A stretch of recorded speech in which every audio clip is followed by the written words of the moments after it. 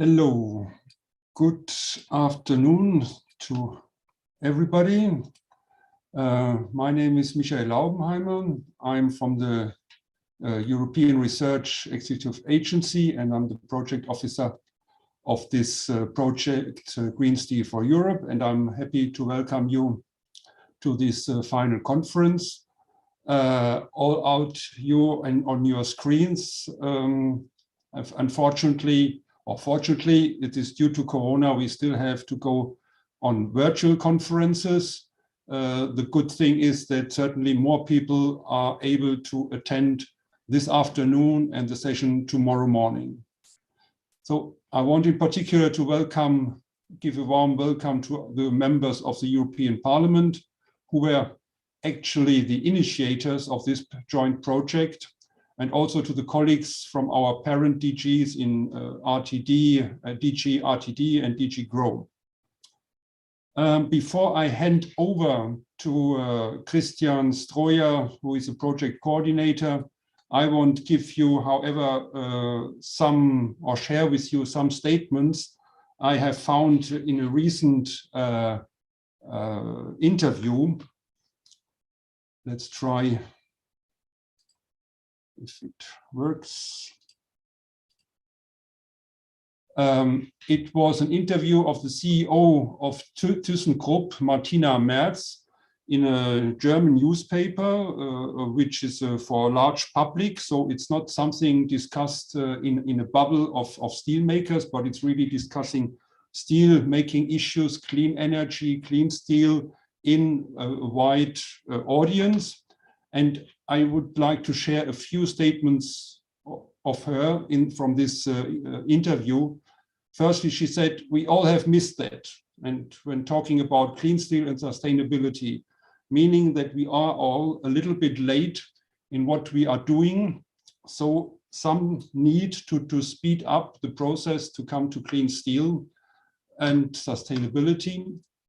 She also raised the issue, and we know about this, and we are doing this quite well, to work together. All the steel makers, the energy suppliers, politics, society, research. We are doing this already in the Research Fund for Coal and Steel. And we recently finished a new call. And here it came up that it would be good if we would have more participation from society and users. So otherwise, steelmakers are there, researchers are there, energy suppliers are there. We are on a good way to get this transformation of the steel sector done. She also said that it will be a huge investment, this transformation, and a company by itself cannot afford or handle these investments. So it is something where we have to look how we can support the funding and financing, or how we can prepare market so that the European steelmakers can participate and be competitive in this worldwide market. Also, all the steelmaking plants, these are big assets which cannot be shifted easily to another place and to be rebuilt and reconstructed somewhere else. So we have to work with the places we have in Europe in order to adapt the technologies and the techniques and the production processes in the places where we are working. She also said, and this is, you all know, we know this all. This is all said since years. It's just now that we have to start really doing it. And this also refers to COP26. A lot of discussions. We have to get out to make our hands a little bit dirty and work and to implement all these technologies which are proposed, and to find the right funding and the markets to continue. And the last point, we will discuss it also mostly tomorrow, but it's something which worries me a little bit, and is that she says that the economy, their business, her business, is already much faster in the transformation process than the politics, we, Commission, member states, regions, European Parliament are follow up. So these are some highlights which will be discussed all together today and tomorrow. And though for this meeting today and tomorrow, I wish you good luck. Don't hesitate to use the chat. Don't you hesitate to send us back any communication, any remark you have. We will take it up in order to go further in the preparing of a clean steel environment and CO neutral future. Thank you very much. See you later and good luck.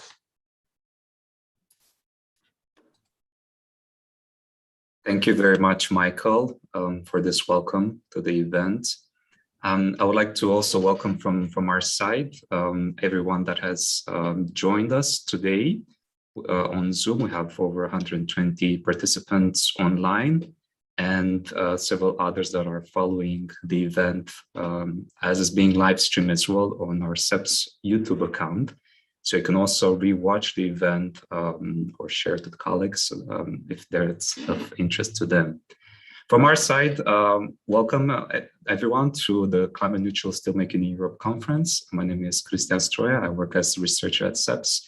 I'm coordinating this project, and tomorrow you also will meet Hien Vu, the project coordinator.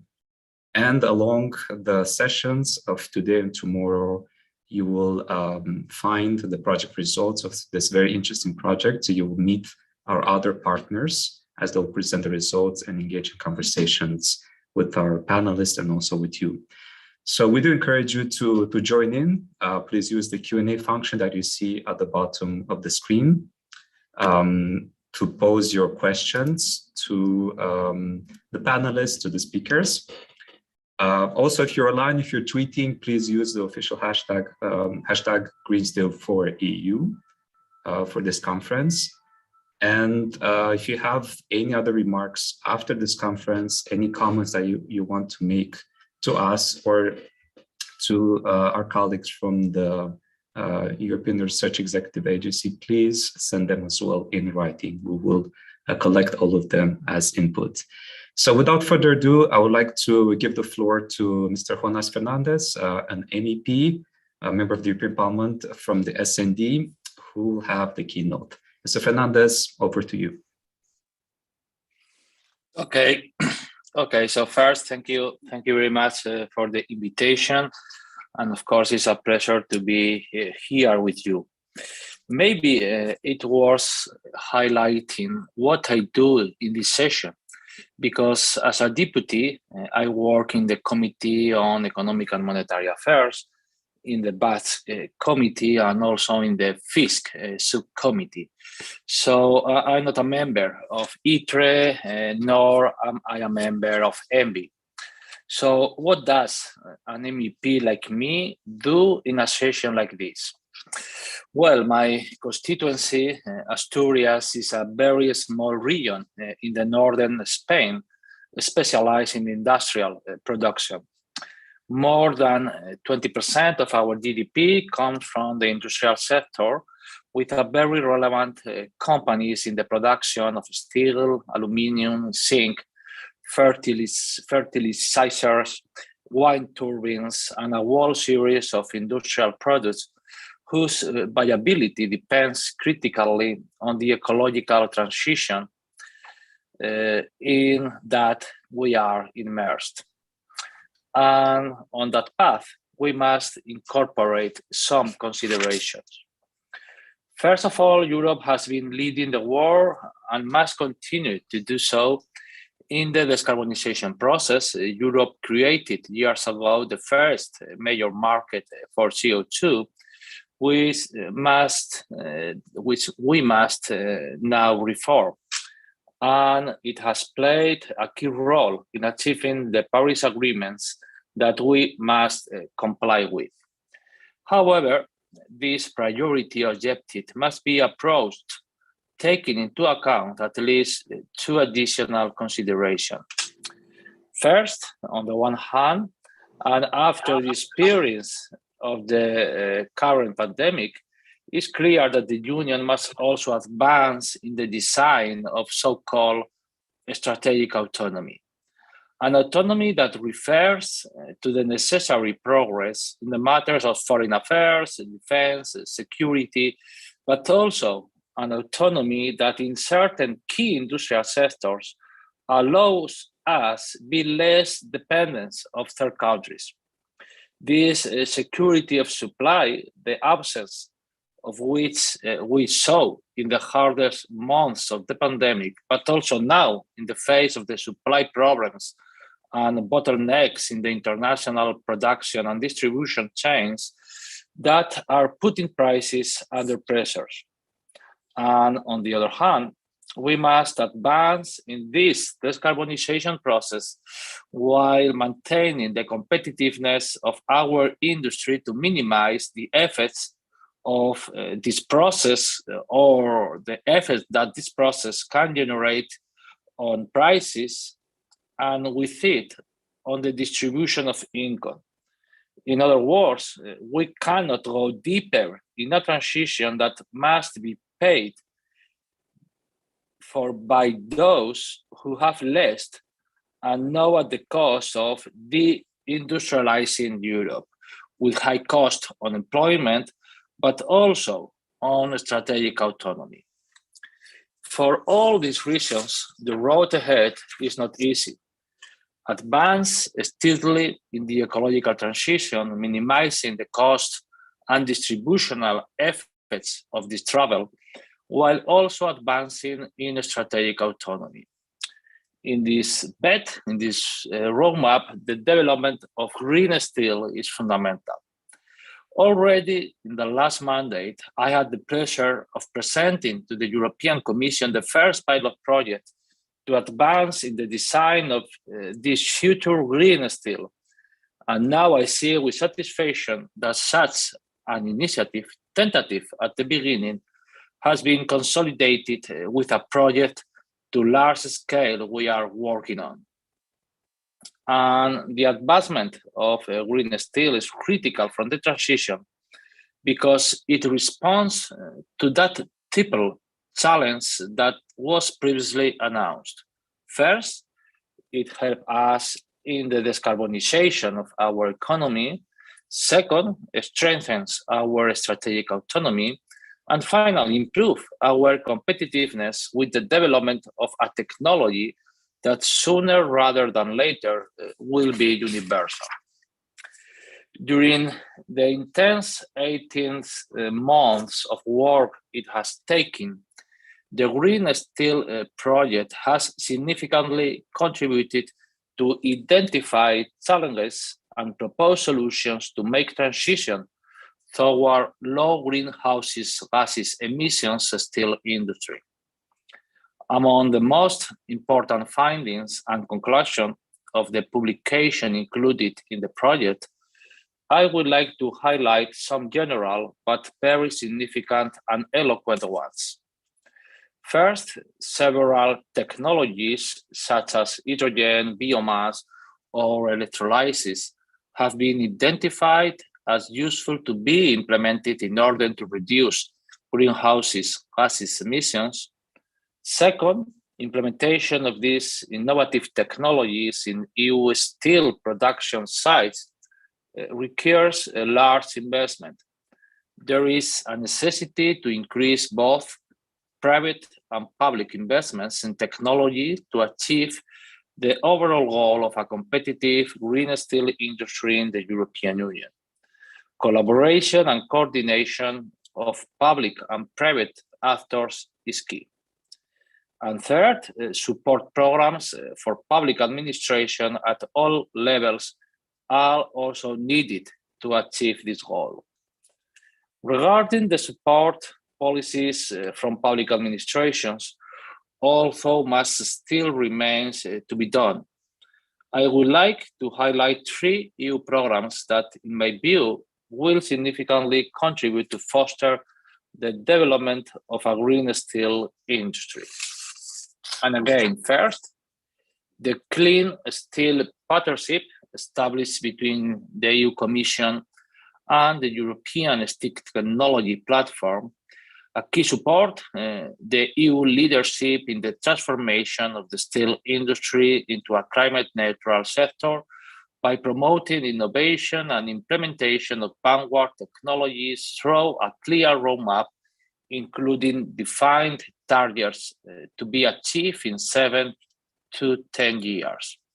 And second, the just transition mechanism, the first and the second pillar, because thanks to these facilities, steel manufacturing companies in regions in transition, like my constituency, Asturias, but other regions across the EU, will very soon be able to access financing in favorable conditions, also through direct transfers, which will enable them to invest in innovation and technologies to accelerate the ecological transition within the sector. And finally, third, the carbon adjustment mechanism, a long-term demand of the European steel industry, but also the European Parliament. And the CBAP has finally been included, as you know, in the Fit for 55 package unveiled by the Commission last July. This measure will preserve the competitiveness of the European steel industry while ensuring that our effort to reduce greenhouse gases emissions are not only done at European level, but at global level too. It's now time for the EU co-legislators to improve the Commission's text, and I personally commit as a member of the European Parliament to listen to all relevant stakeholders within the steel sector with this pause. Finally, conclusions. Ambitious projects like the Green Steel for Europe project contribute to further advance our society and to comply with the long-term goals of the Union, such as being front runners of the ecological transition and being strategically autonomous. It has been a pleasure to me to give this brief keynote speech at the opening of this final conference of the project, a conference that will bring relevant stakeholders together to put the cherry on the cake to many months of hard work, which have brought significant results for the European steel sector. Thank you. Thank you very much. Thank you very much, Mr. Fernandez. It's a very welcome introduction to the discussion that we'll be having today and tomorrow. And we definitely look forward as well to your participation in tomorrow's discussion, especially in the policy session, where we're going to assess with the other speakers and the panelists ways in which we can see the current research and the current step where we're at and on this work, how that can progress in the future. And without further ado, I would like to already pass the baton to our moderator of session 1. We're going to start the session that will be discussing the right technology pathways. And I would like to introduce to you Mr. Jean Borley. Jean has been a project partner on Green Steel for Europe, and he is unit manager, energy and low impact industry at CRM Group. Jean, over to you. Thank you, Christian. Good afternoon again. It's my pleasure to moderate this session 1 of the conference, which is entitled The Right Technology Pathways. We will start with 2 speakers presenting a short summary of the Green Steel project results, at least on this subject, on the technology pathways. The 2 speakers are, well, ladies first, Monika Draxler. She's a project manager at the K1 Metallurgical Competence Center in Austria. And we'll also have Thorsten Oak, head of department at BFI in Germany. And so, yeah, I suggest maybe they start with this presentation, and then I'll come back to the presentation of the other panelists who will take over after the presentation. Will you share the presentation, Torsten? Yeah, I will do so.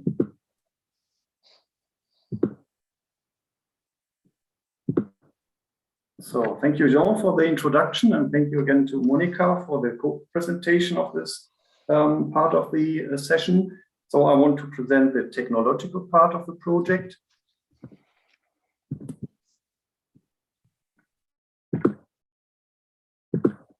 So let me start with a statement. The decarbonization of the steel industry is not exchanging some technologies.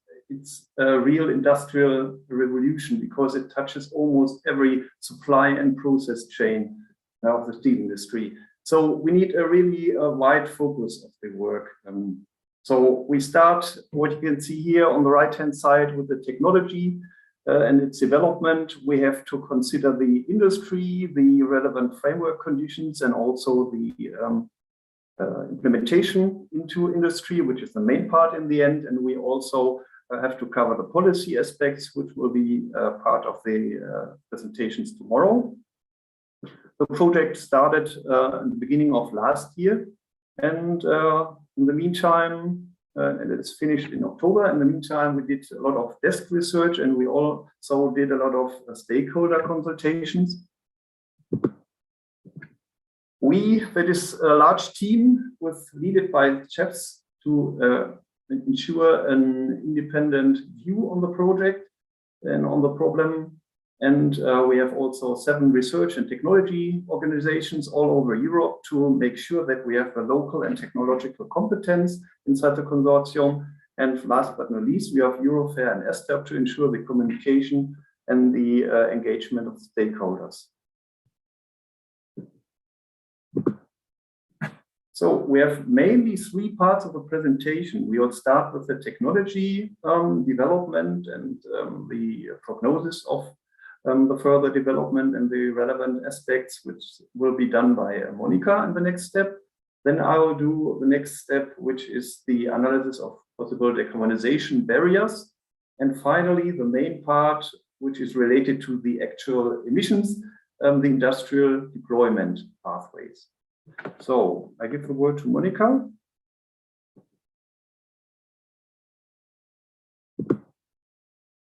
So this is the part technology routes and roadmaps. Shall I share again or shall we switch the presentation? If it's okay, I would like to click myself. Okay. But it seems I'm not allowed to take over.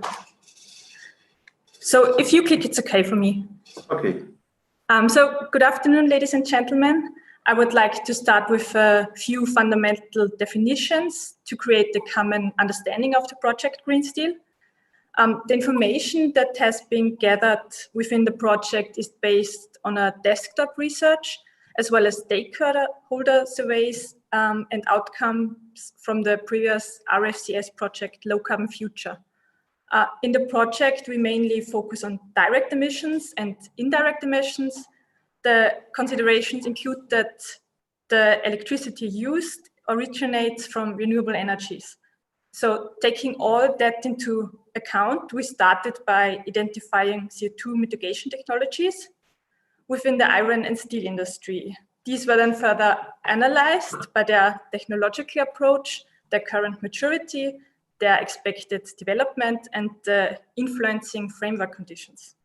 The iron and steel technologies can be considered as individual modular components within the complete steel production chain. So these technologies themselves are just a part of the complete steel production chain. Therefore, they have to be combined to a process chain. You are a little bit too fast. Sorry, Torsten.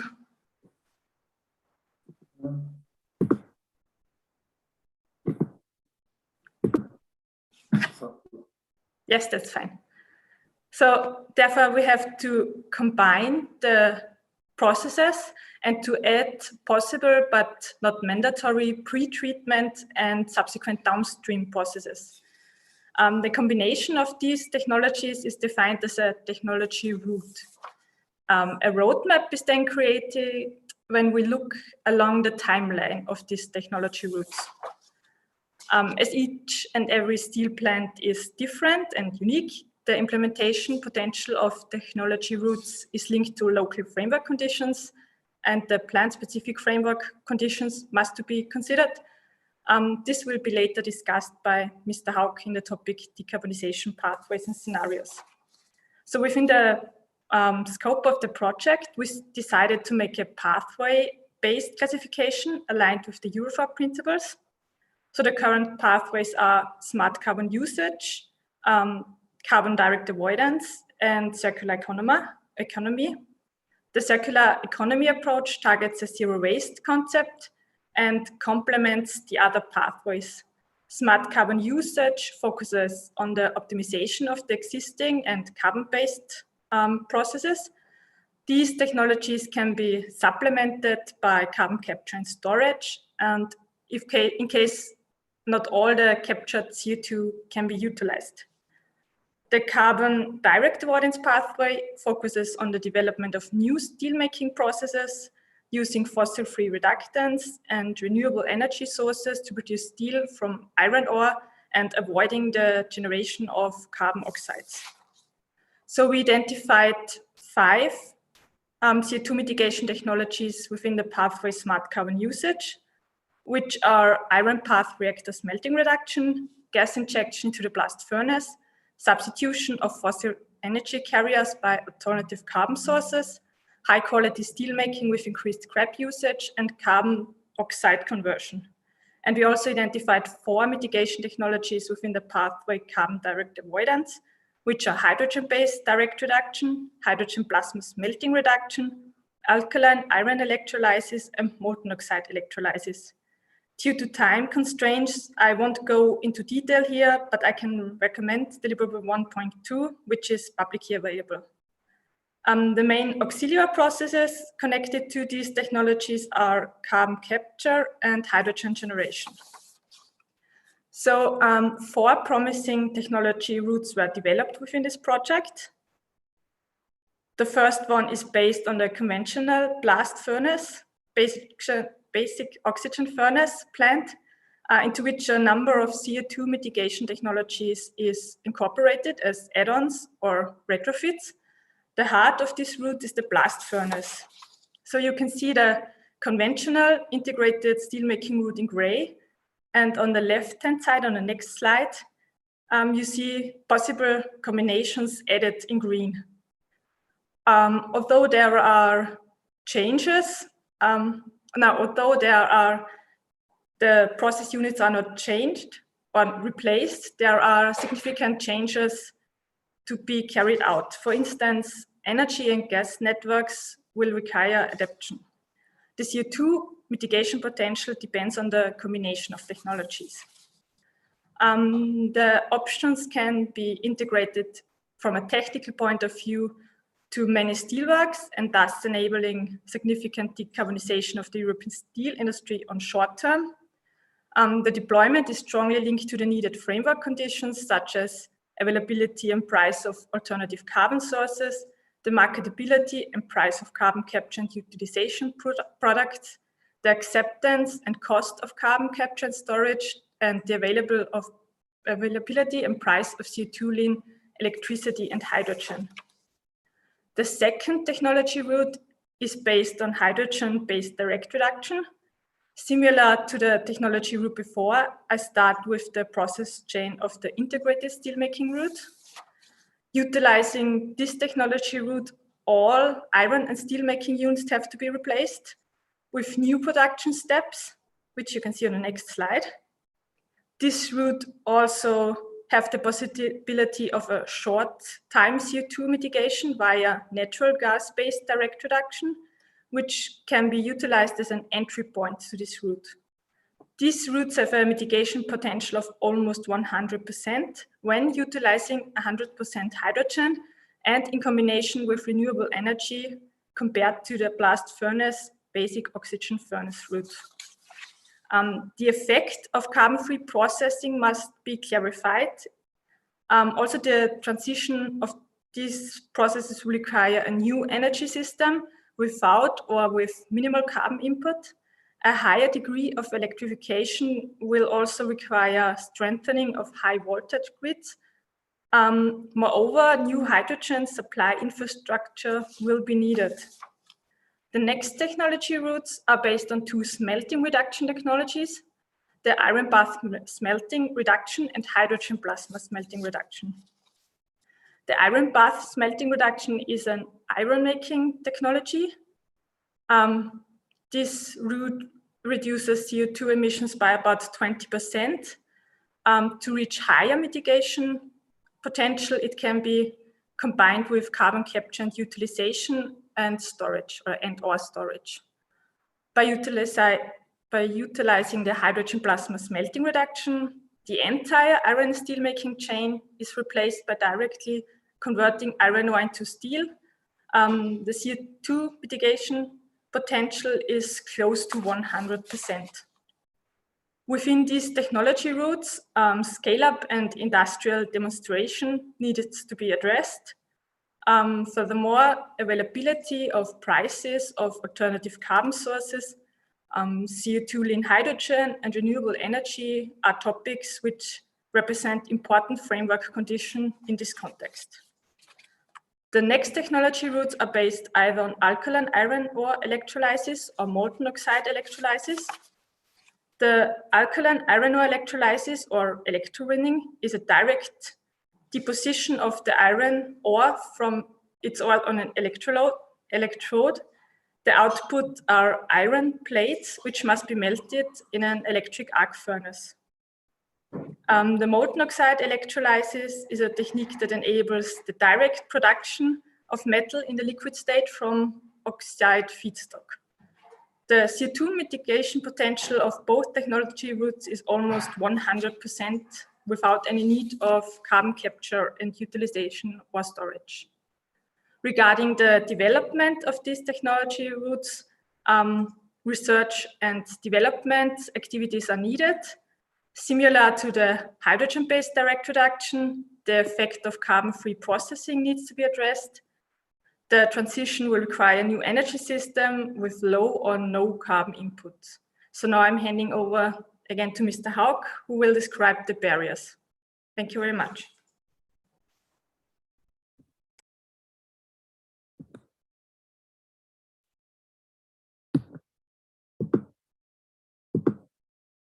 So thank you, Monica. So next part of the presentation deals with the decarbonization barriers. So that is mainly the question, why did we not already decarbonize the steel production? So what are the aspects hindering this transition? So within the desktop research, we identified 4 different categories of possible decarbonization barriers. That are first technical barriers, things as the availability of material and energy, the maturity of the technologies, including their risk of development. It also includes organizational barriers. So if you have to manage a kind of industrial revolution, it is obviously not an easy topic. You also have to care about IP issues for the new technologies. A third aspect are the regulatory and societal barriers, things like the emission trading system or the carbon capture and usage. Also taxes and fees and the social acceptability are important aspects. Last but not least, the financial barriers must be mentioned. So the operational costs and the capital expenditure for demonstration and industrial plants, but also the unknown market conditions of new green steel markets. And last but not least, also the funding. So this is a rough overview. We will see some more details in the next slide. What we did was to collect first those barriers, and then we prepared questionnaires and made a survey to the people who are responsible for those discussions, mainly the producers, We contacted producers which are responsible for almost 80% of the steel industry CO2 emission in Europe. And we evaluated their replies and also did detailed interviews. So we asked them for the relevance of the different barriers on the scale of 1 to 5. So 1 is no importance, 5 is very high importance. And as you can see here on the slide, we did 2 different evaluations. First, we just averaged the replies we get from the different producers. The second step was that we did a kind of averaging with regard to the CO2 emissions. So the producers are responsible for large CO2 emissions were rated higher. That is, in particular, a bit more emphasis on the primary steel production, on the integrated blast furnace BOF route. As you can see here on the right side in the table, the most important barrier which was mentioned here is the availability of renewable energy. So renewable electricity and also the hydrogen produced from it are obviously definitely important or necessary to realize any kind of industrial operation. Last but not least, the availability of raw materials is also a topic, in particular with regard to long term also, if we think about a complete transition of their production. Next category are the organizational barriers. You can see almost the same slide, but just with the different barriers. The ratings were almost all quite equal, more on the moderate side. So bureaucracy were a topic, information exchange, IP management, and all were rated as moderate, really important. We had some more difference on the regulatory societal barriers, which was rated important were the local taxes and the fees, and also the emission-related legislation. And finally, the financial barriers, they were rated very high. All of them were rated very high, in particular the investments for the industrial deployment, but also for the demonstration plans. The operational costs were rated to be very high, and also the unknown market conditions were rated to be very important. And this is, of course, connected to the operational costs. So overall comparison, you can see the same conclusion. The most relevance what was given by the stakeholders to the financial aspects. So the financial barriers, which were almost all rated to be of very high importance or high importance at least. So this is a ranking again, which shows a similar result. What should be mentioned that the cost issues could be, with regard to the operational costs in particular, they could be compensated by green steel markets with an appropriate premium. So that is a good message in this questionnaire and this result. So there is a solution to this cost issue we have. And we also must not forget the technical issue, which is the availability of sufficient renewable energy, which means not only the amounts, but also the costs must be reasonable.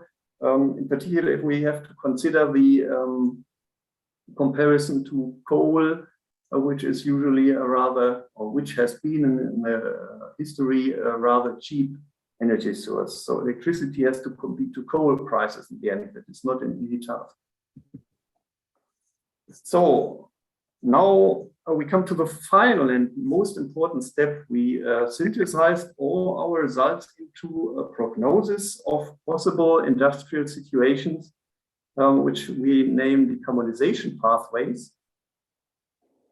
So let us first recall very shortly what Monica said. We differentiate different main technology routes. First, which is clear, we have the blast furnace route, which can be optimized with respect to different alternatives, which were already mentioned.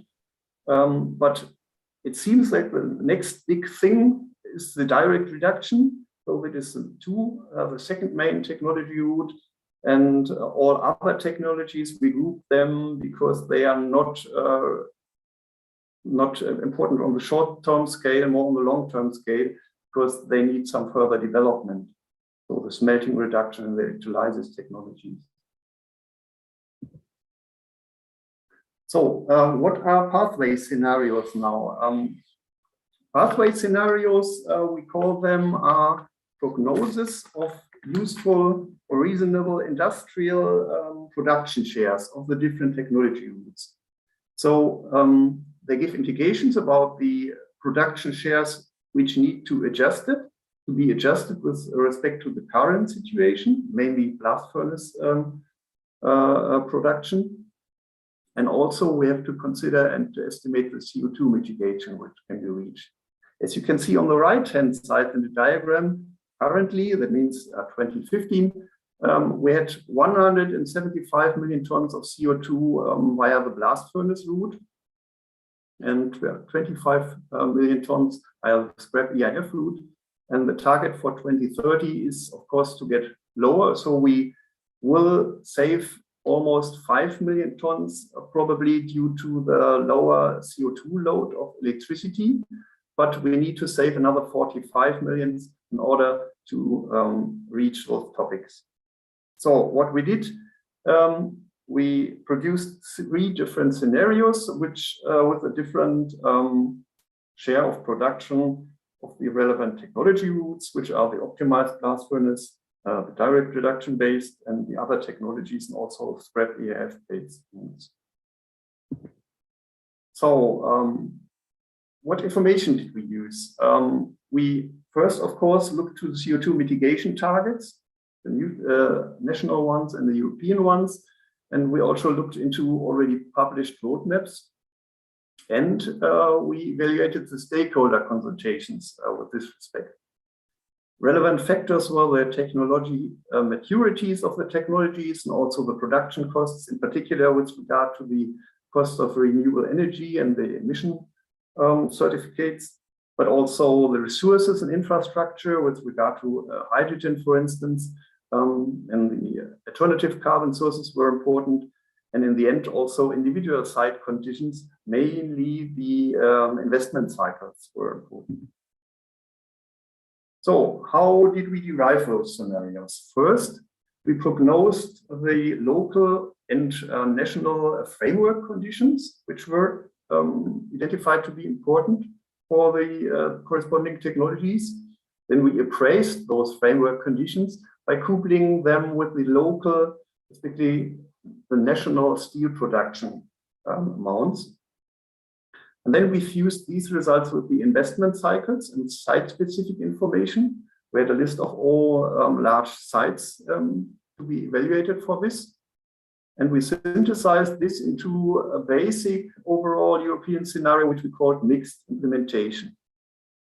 We assessed the CO2 mitigation for this scenario. And finally, we did some variation of the assumed future framework conditions in order to derive further scenarios. I will now show the first step, which is the appraisal of the framework conditions. Important framework conditions are, as you can see, the carbon capture and storage possibility, the availability of alternative carbon sources, the availability and prices of natural gas and of electricity and hydrogen. You can see this on the maps below with the differentiation according to different areas which were identified.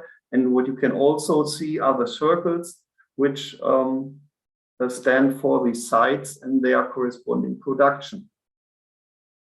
So we coupled them both, those boundary conditions and the production, to produce a first scenario.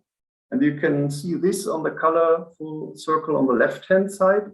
So the different colors, they stand for a combination of framework conditions, which give a slight, let's say, a tendency to have better conditions for a certain technology. So the direct reduction either with natural gas or with hydrogen, technology mix, which enables all technologies basically, and also the availability of alternative carbon sources and CCUS. And this first estimation of a possible share of those production routes was coupled with the blast furnace capacity assumed to be reliant. It makes sense, of course, if you just build a new blast furnace for hundreds of millions of euros, you will not shut them down and build another plant. So mainly, if a blast furnace has to be reliant new, the plants will think about change to another technology. So you can see a striped area that the blast furnaces which are not reliant until 2030, they are assumed to stay and to be optimized with the methods which were already mentioned. And then you have some other plants which will go different ways probably.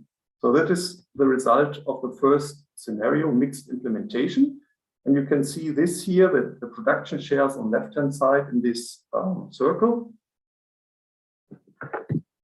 What you can see that until 2030, obviously, most of the production will still be on the blast furnace technology, because this is the current dominating technology, and 2030 is not a long time. So we can have a lot of optimizations, of course, but not we are not able to build everything new. We have a differentiation on the left-hand side. The light gray area is standing for, let's say, slight modifications. On the right-hand side for stronger modifications, which need stronger investments also. This scenario assumes that we have almost 22% of production already produced via the direct reduction route, with assuming hydrogen-enriched natural gas direct reduction, so assuming 9% hydrogen, 91% natural gas, which is not very much, which in fact can be done already now from a technical point of view. On the other hand, 22% of production to be completely changed until 2030 is a very ambitious scenario. We can reach the 25% with this scenario. However, 22% to be completely changed until 2030 may be a bit too ambitious. So we thought about a second scenario, which is maybe more realistic with regard to the plans which will be changed via complete new investments. So here we assume just 11% of direct reduction, and with also some more part of blast furnace production remaining. However, with this scenario, we will fail with reaching the targets. So that is the bad message. The good message is that those missing 8% can be compensated by using more renewable energy. So a lower carbon oxide load in the electricity would be a major factor, which it does not need high investments, in particular with regard to the secondary steel production via the EAF route. If they would change to completely renewable electricity, then we would save more than the 8% we need here. Another approach may be to use more hydrogen. As I said, the 9% which is assumed here is not very high. Another third approach would also be to use more scrap.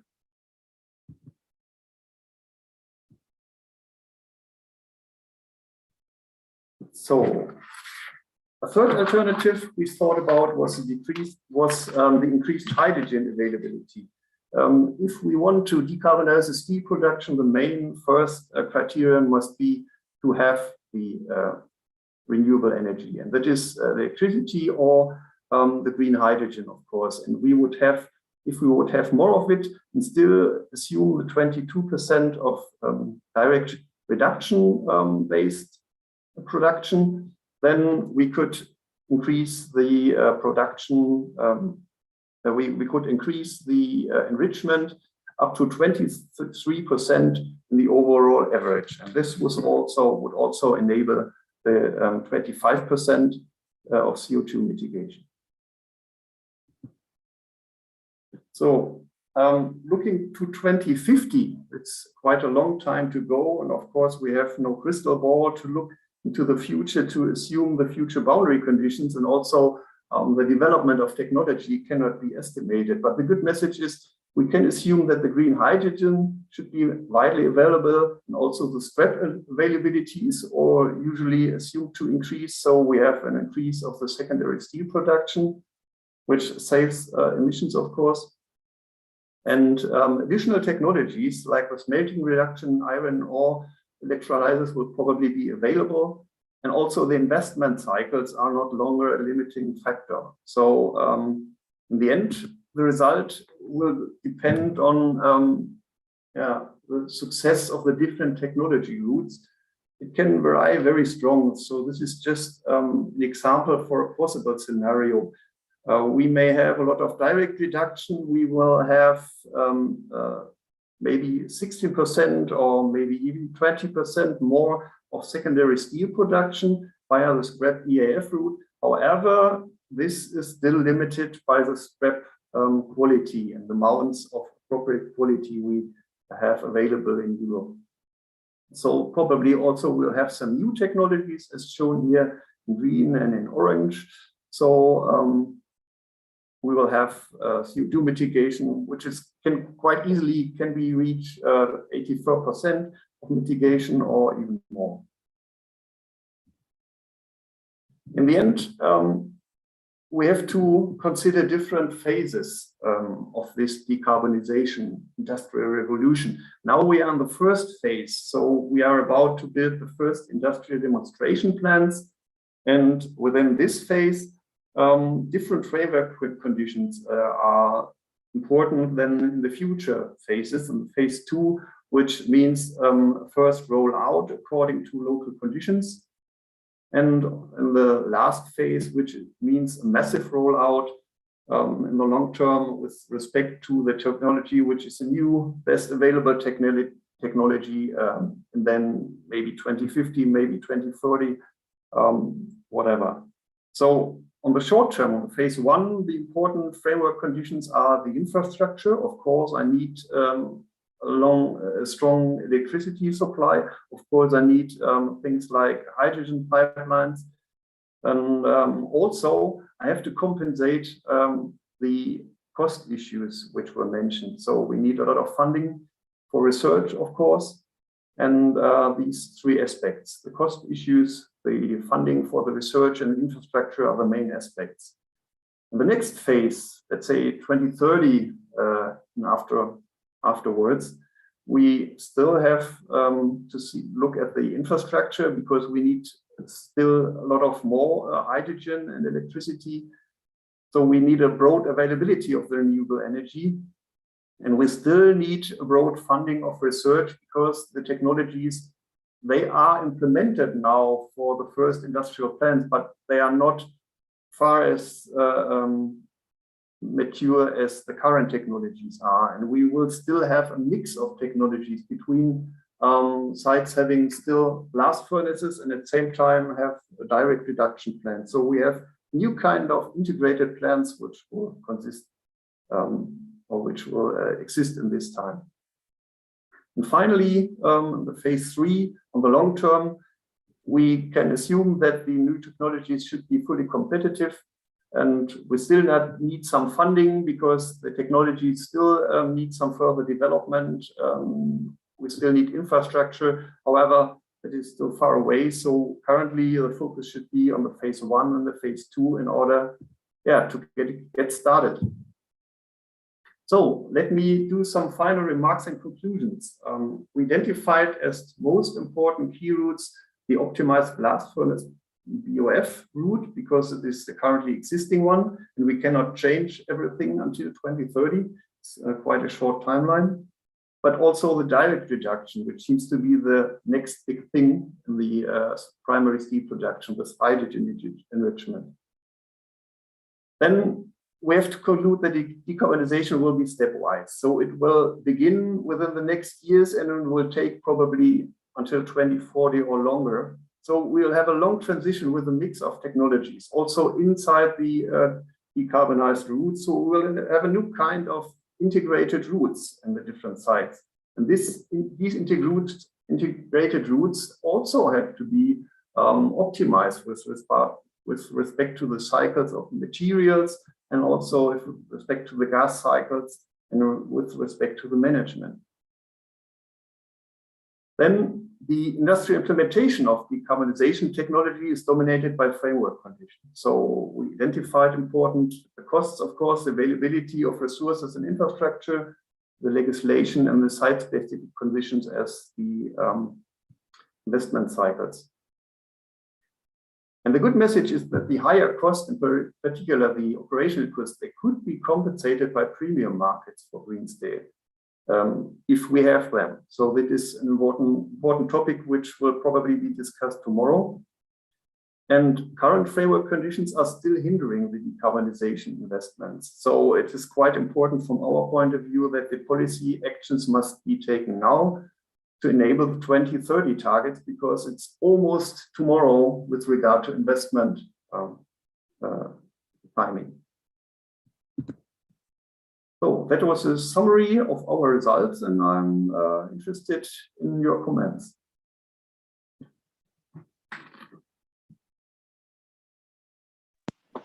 Thank you, Thorsten. I mean, we'll go to the questions later. What we will start now is the panel discussion, and for this, I'd like to present the two other panelists that will join us for the discussion. The first one is Klaus Peters. Most of you probably know him as the Secretary General of ESTEP, the European Steel Technology Platform. And we'll also have Lina Sundqvist. Lina, can you turn your camera on, please? Yes, thank you. So Lina is an associate professor at the Luleå University of Technology in Sweden. And she's also working at Sverim, the Swedish Research Institute for Mining, Metallurgy and Minerals. Klaus, maybe would you like to start with some reaction, comments, and maybe compliments to what was just presented on the work of Green Steel Project? Yeah, thank you, John. I'm happy to do so. Also, good afternoon from my side. And I think I can speak on behalf of all of us that we have seen a very valuable overview and some insight into the impressive work the researchers of the Green Steel for Europe have done. And it's obvious that the challenge is quite huge lying ahead of the steel sector to do the decarbonization. And now it is good, I think, to have such powerful tools and simulation methods at hand to provide insight into options and possibilities. So we have seen that obviously a basket of technologies is needed to make the needed transition. And the judgment of the steel producers in regard to the final steps of the technology development is moderate. So these were not the highest barriers we have seen, and this I also can confirm from observations I can make talking to many players in the market. So we need to see how the various approaches will happen, and with the tools an enormous amount of details have been collected, and the tools do respond, I think, in a good manner to various settings of the framework. So if, for instance, more hydrogen is available, we can see that the tools already show also a higher share of hydrogen-based direct reduction. And at least from my perspective, you can also see that the result presented by Thorsten is in a meaningful way that we are not starting with 100% hydrogen-based direct reduction in the next decade. But of course, in the 2050 and beyond scenario, that's more obvious. And for me, the outstanding conclusion, also very good explained by Thorsten, is that we must go hand in hand with the final step of technology development, of de-risking, and defining the supporting framework. Let's stay in a positive mood and ask for a supportive framework. And of course, we understand that technology development may be less challenging, as there we can have, so to speak, steel-specific technology approach. In regard to legislation and regulation, it has to be balanced, because we are not asking for a lex steel, so to speak.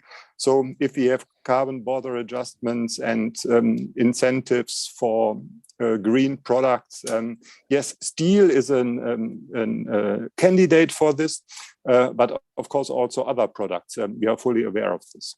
And so therefore, as we said, we need to collaborate. And I'm also happy that also by our colleague from the Parliament, the Clean Steel Partnership was already introduced as one of the important instruments bringing together the various stakeholders of the steel sector to collaborate, to find ways to de-risk the actions we want to do just now.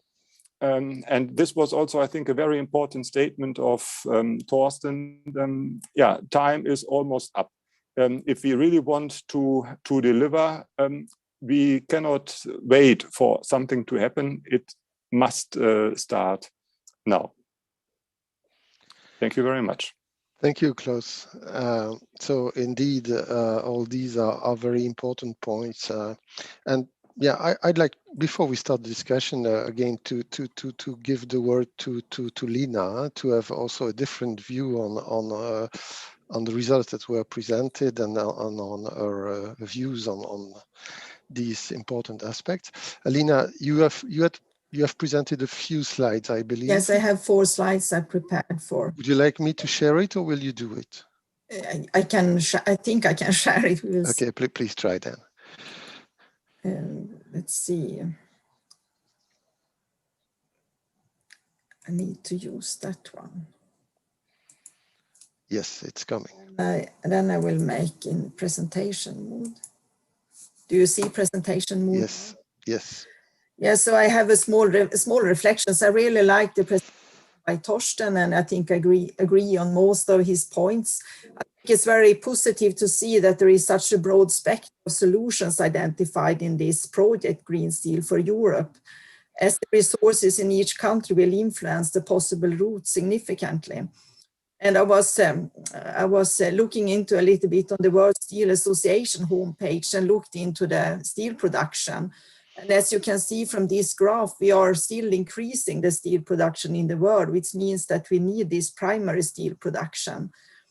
And the major part of the FE units for steel production is still coming from pig iron, from the blast furnace. And the largest producers of steel and also users of steel is China, and also to some extent India. And both these countries are very much depending on carbon. And if you think about that, the steel industry is usually said to contribute to 7% of the global CO2 emission. I think this with many technologies is really important, because if we shall make a change for the world, we need to have technologies that can also be used by other steel producers in other countries, so that we make a change in the global warming. We cannot only think locally in our own country or in Europe. And there are many initiatives, and I think the steel sector is really progressive in their efforts to do changes, and they are really taking this seriously.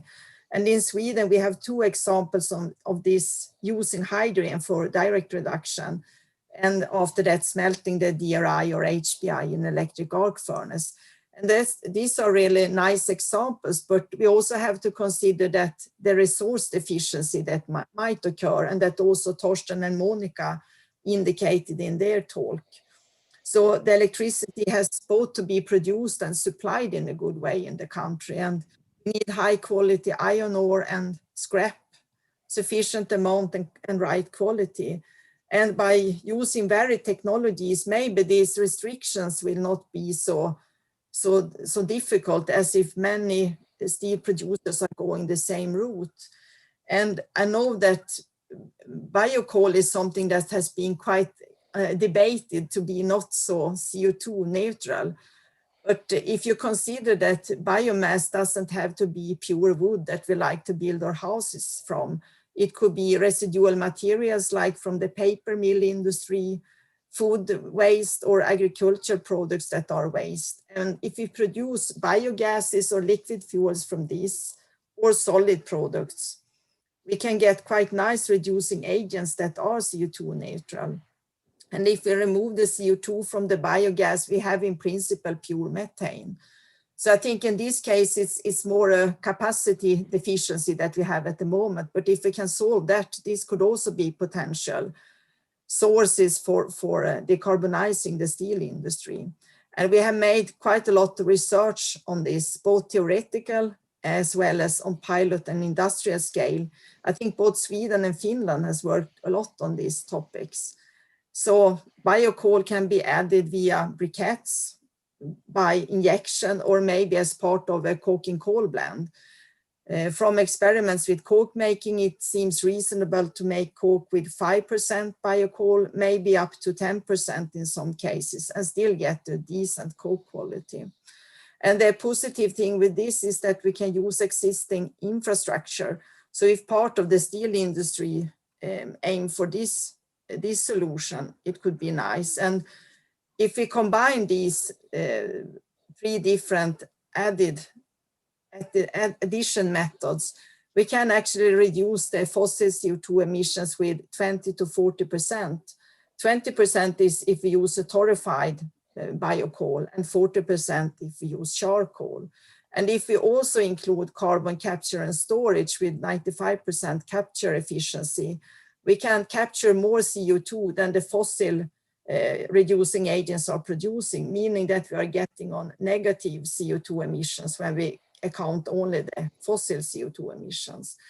So I think these are only two examples that I brought up, but I think the project is covering these aspects also. So let's hope that we get good development in the world on these different alternatives to decarbonize the steel industry. Okay. Thank you very much, Lina. So thank you also for this focus on biomaterials in general and substitutes, which were to some extent taken into account in the study that we made in Green Steel as much as possible. May I invite all the panelists to join with the camera? So Lina, Monica, and Torsten, so we can start the discussion. I must say I also liked Lina in your slides, the way that you reminded that the technologies that will be developed in this frame, of course, they have a cost, but they are also a great opportunity to export to other parts of the world, both for reducing CO2 emissions, of course, but that's also a market opportunity, I believe, for the steel companies. Yes. And the technology companies in Europe, and this maybe should be reminded. So I think these are important points.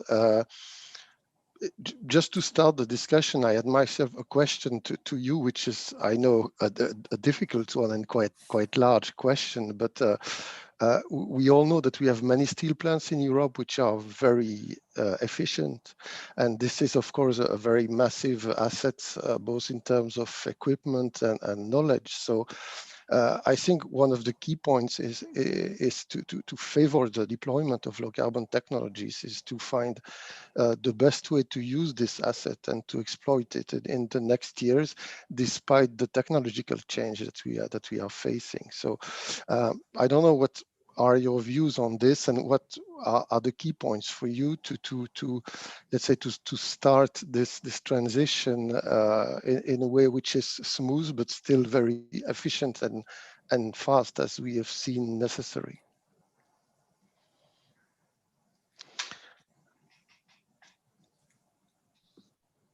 I think it's a very important point you raised there, because as I mentioned, in most cases we will have a new kind of integrated routes within the next decades. Most probably those plants which consist of 2 or even more blast furnaces have an easier entry to shut down one of those blast furnaces and build a direct reduction furnaces example. And for this would be the first step for them. And then they could increase the hydrogen content within the direct reduction, but they have to face a lot of different steps in the next years afterwards, and each of those steps has to be optimized. So this is still a huge task, but I think it can be managed if we have, if you look at them as a lot of, let's say, smaller steps, and they are more manageable, both from an investment point of view, but also with regard to the optimizations and also with regard to the raw materials and energies. Yes, and possibly also the knowledge of the operators, and they will have to operate much more processes and quite complex connections between them. So that's maybe a point which has to be treated by different groups, but still it's important. And yeah, other views on this? I would like to say that I think that this economic part is quite a big challenge for the steel industry to do this development. From technical point, it seems that these different routes are solvable to operate and to manage to learn. I think the economy will be really important to survive with these new technologies. Yes. Yeah, we have seen there, of course, the influence of the framework conditions, at least those which we took into account in green steel. But of course, there are probably more than this. How much generally do you see the influence of these framework conditions on the evolution of the steel industry, and especially, and then at the end on the mitigation of greenhouse gas emissions? How much do you believe is the influence of framework conditions at the end?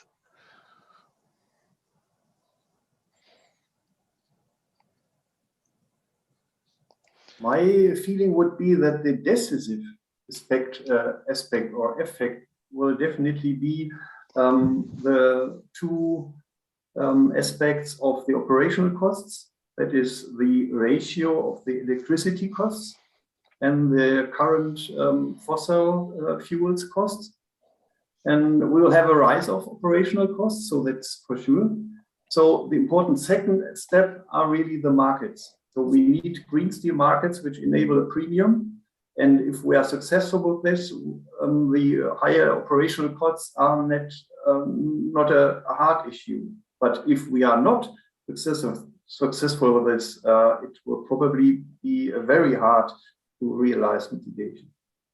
Mm-hmm. Okay. Yeah, so I think if you are asking for a percentage, I think it's 100% relying on the framework.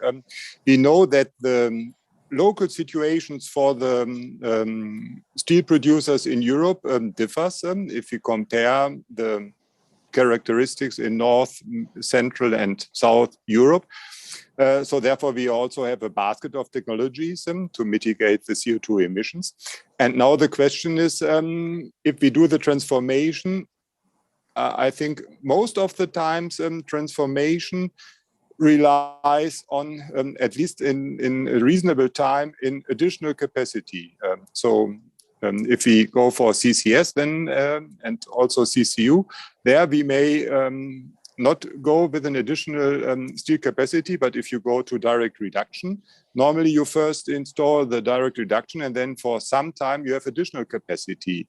And this is another example how complex the elements are. Then you need then the permits. This is regulation. This is very complex, and this will define the real transition steps. I'm very convinced about this. Mm-hmm. Yes, and all these elements, I believe, so close, have been deeply taken into account in the Clean Steel Partnership, at least in the setup of the Clean Steel Partnership. And now we just started with the first calls for developments in this field. Exactly. Do you have a comment on this? Not especially. Okay. I don't know how to, if we have questions from the audience, or if anyone at CEPS can help with this, because I must say I cannot manage this myself.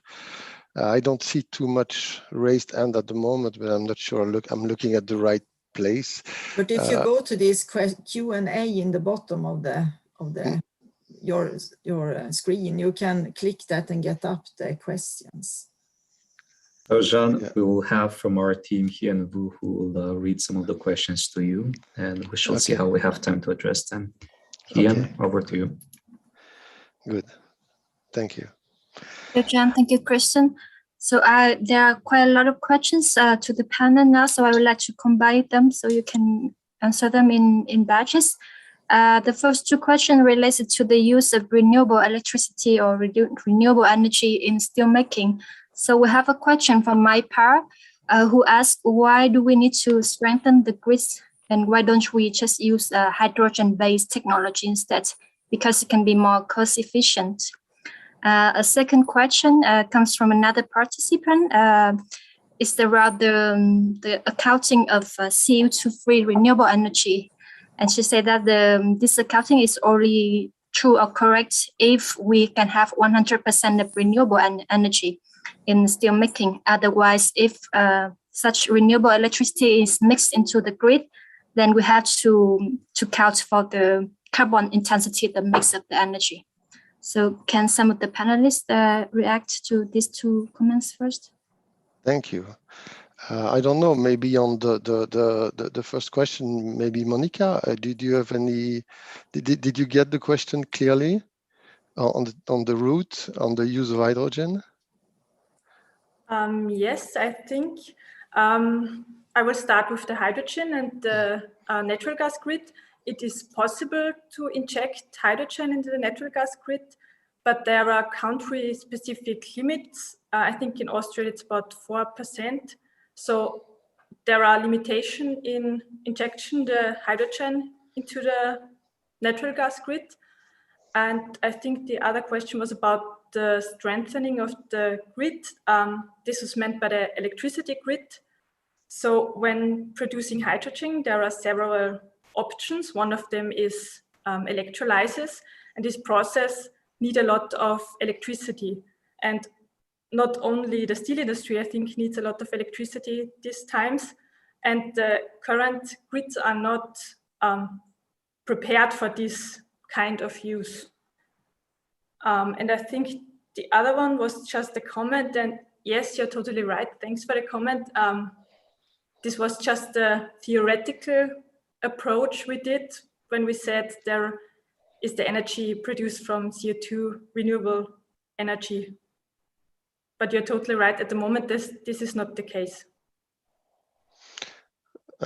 Maybe Lina, in Sweden, so you are quite advanced with some hydrogen projects. So do you have additions to do on the network or yes, the use I think it will be needed. At least there is it's quite high capacity of producing electricity in the north of Sweden, but the grid that doesn't allow to transfer electricity from the north to the south. And we can see that at the moment, because there is a really big difference in electricity prices between the south that are connected also to Europe and the north part of Sweden. And I think it's therefore the industries that are planning to use hydrogen are doing installations in Luleå area. And we are also getting maybe also a fertilizer plant to be built in this area. And I think this quite low cost electricity and renewable electricity and also safe supply is really important for these installations.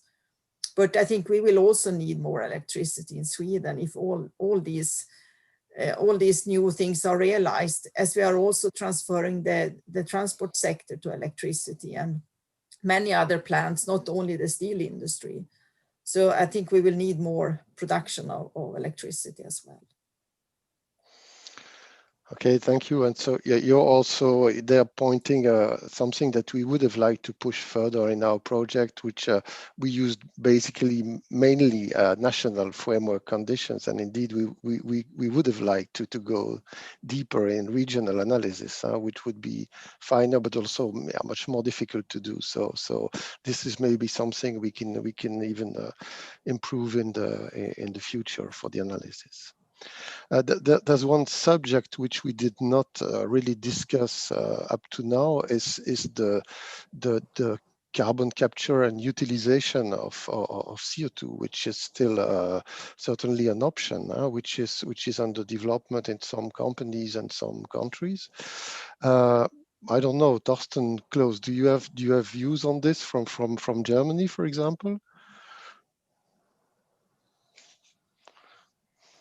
Torsten, do you start? Yeah, maybe what can I say? There are some projects going on, of course, but I think the main aspect in the end will be the cost situation. So you can produce, of course, products from the captured carbon, but you need to realize this in an economic way. So the processes are currently being developed, so it will take some further time, and after that, the economic situation will decide which technology will have which role, which share of production. I can maybe say something, because at Svering we have several large projects with pilot production of different chemicals from gases from the steel industry. It could be like hydrogen recovery, or methanol production, or ammonia or urea production that could be produced from gases from blast furnace gas or BOF gas, or maybe coke oven gas. And I think this is also a great opportunity. And if you are combining these technologies with also using maybe alternative carbon materials and some other way to improve the process, you can get really good conditions for carbon savings. Yes. Indeed, I think it's good to remind, and we've seen that very clearly in the scenarios that Torsten has presented, that at the end, the best scenarios and the more probable scenarios are really a mix of many solutions, where we see big options like direct reduction taking a role, but let's say the old blast furnace remaining with many addition and also new technologies appearing. We see some use of carbon capture usage and possibly storage. We see, of course, hydrogen and green electricity. So we really have a panel, a mix of solution in all these scenarios, certainly. So I see that we are basically at the end of our time slot. I don't know, Christian, if you would like us to continue discussion and take some more questions, or if we should close the session here. How do you want to proceed? Because we started a few minutes late, we can give maybe 5 more minutes to answering a few more questions, and then the final wrap up from your side. Good. Is there then a few additional questions, Yen? Yeah, yes. So there's a few more questions on the cost side of the green steel production, but I think we discussed a bit enough on this angle. So I would like to touch on the other perspectives on the material use in green steel making. So there are 2 questions. The first one is, what raw materials are not available currently for green steel making? And the second one is that what are some specific technology solutions for circularity in steel? Okay, so just for the first question was, what raw material is not available today? Yes, yes. Okay, so what is missing, or what, let's say, what evolution in this field? Any answer to this question on your side? Yeah, of course, I can give a comment. One very important aspect, of course, is the scrap, meaning the scrap of high quality, which would be needed to use it in primary steel production. That is obviously not available. There are a lot of projects running now which deal with improvement of scrap quality, of scrap logistic, and so on. So, which is worked on. Another important aspect, of course, are the alternative carbon sources. We took a first look into this during the Green Steel project, but it is an ongoing topic because a lot of different industries are looking into alternative carbon usage. So there will be a competition around these raw materials. But another important topic specific for the steel industry must be mentioned, that is the supply of direct reduction pellets. Because if you take into account that currently less than 10% of the global steel production are done via direct reduction, you don't have an appropriate production of those pellets. So if everyone would change to a direct reduction furnace, then we will probably have a shortage. So there we need some adaptation of the raw material suppliers. Certainly. Any other comment from the other panelists? So just on my side, maybe, so I'm not discussing here raw materials, more the byproducts, and there I also touch the second question on circular economy. I think one point which is I believe not very much discussed today is that if the blast furnace, the number of blast furnace decrease, there could be a significant impact on the cement industry and also on the CO2 emissions of the steel of the cement industry because of the blast furnace slag, which is used today and which is a very good CO2 saver in the cement industry. So that's a point which I guess is not very much discussed, and maybe also other aspects linked to byproducts are not so much discussed today. But generally on the circular economy and the link with this, do you have any specific comment from the project or from your experience? But here we can, of course, say that the Clean Steel Partnership is fully aware of this to-do work, that we will have reasonable changes in the way the green steel is made tomorrow. And their collaborative research is already planned in regard to finding new promising solutions to have at least the same level of circularity in the future with the adapted and changed processes. Mm-hmm. Yes, indeed. I believe this is well embarked in the Clean Steel Partnership generally. This circular economy aspects and this all the consequence of these new production routes on different other sectors. But yeah, it remains to be studied and well evaluated, certainly. Okay. John, there are a couple of questions more on the cost side, at the price of the decarbonization technologies, and also on the policy condition. And I believe that those questions can be better answered in our next session and in tomorrow's discussion on the policy discussion. So I think we can close this session now for now. Okay, good. So I would like to thank you all for your participation, for the preparation of presentations and all these elements.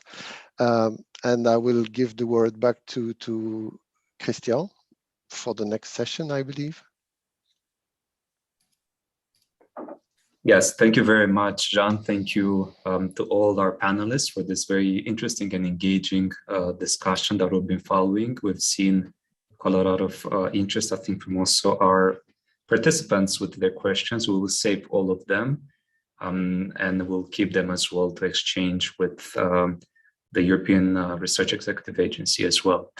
And without further ado, I would like to also briefly move to our next session. We've been kindly joined, although by video message, by one of the MEPs that was very much interested in this discussion today, Ms. Maria da Graça Carvalho. She is a member of the European Parliament from the EPP, and she has prepared, and their team, a very short message because she couldn't be here today due to another meeting that she was attending. So we'll listen to her quick intervention, and then we'll move to the session 2.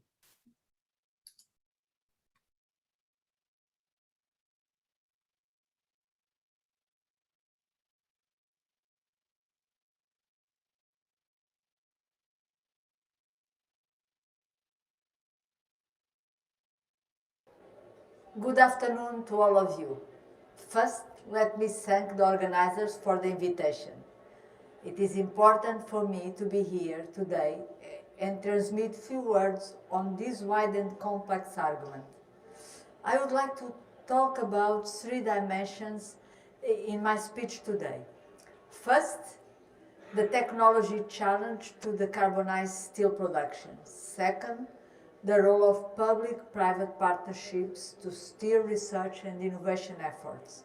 And finally, the third point, the importance of ensuring a full use of synergies at all levels. So let's start with the technology challenge.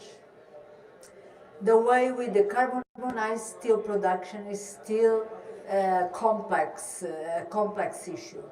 Several options are in the research phase, yet to be developed or tested at full scale, and require many years to become viable for being used in a commercial terms in plants, in industrial plants across the Union.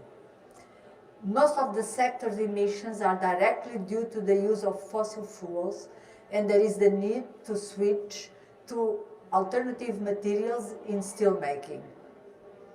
A huge potential is lying on the better use of scraps, and we need to encourage the creation of reliable circular process to feed steel production.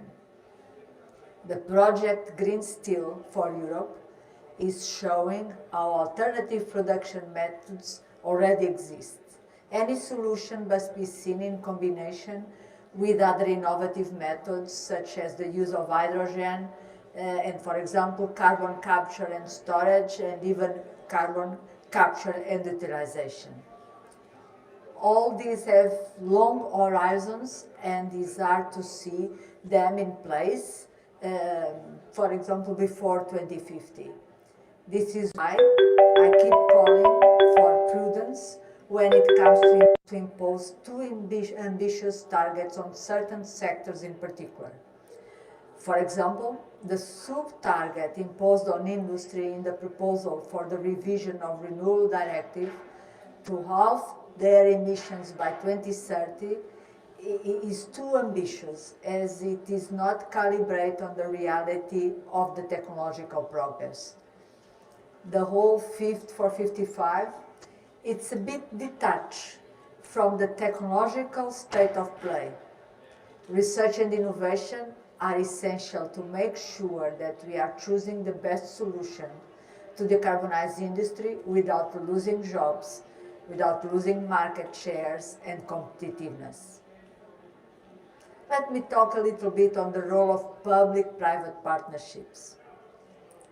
In the efforts to bring innovative solutions into the market, public-private partnerships co-funded via Horizon Europe might have a very important role. They have the merit to implement common strategic agendas.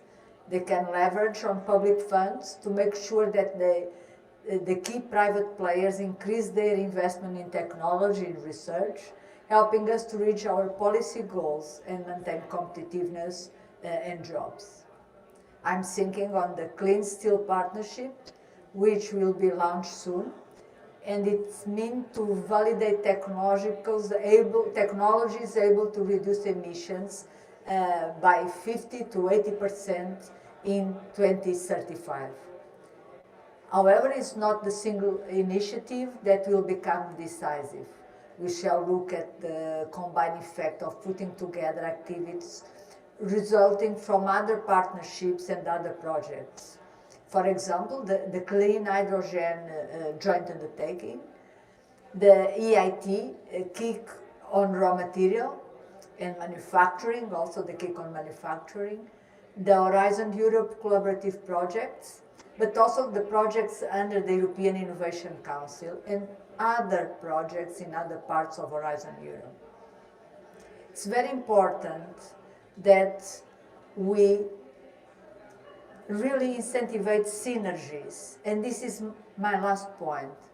I would like to stress how it's so important that the European Commission supports all stakeholders to make full use of synergies between the different parts of Horizon Europe and other European funds and national and even private funds. I have requested the Commission to present concrete and simple guidelines that are very important and are needed to make sure that we reach a level of investment required to meet the challenge that we have in front of us.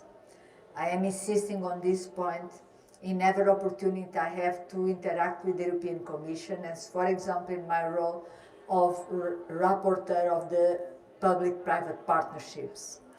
At all levels, from European level to local level, we should align strategies to ensure we run in a coordinated way and no opinion is left behind. We must be more effective and lose less time to identify the possible solutions. We must make sure that public and private activities can have combined impacts and that the European Commission is providing support to make full use of the different synergies. I hope to see more projects like the Green Steel for Europe in the near future. Thank you for your kind attention, and I wish you a fruitful continuation of the meeting. Thank you very much.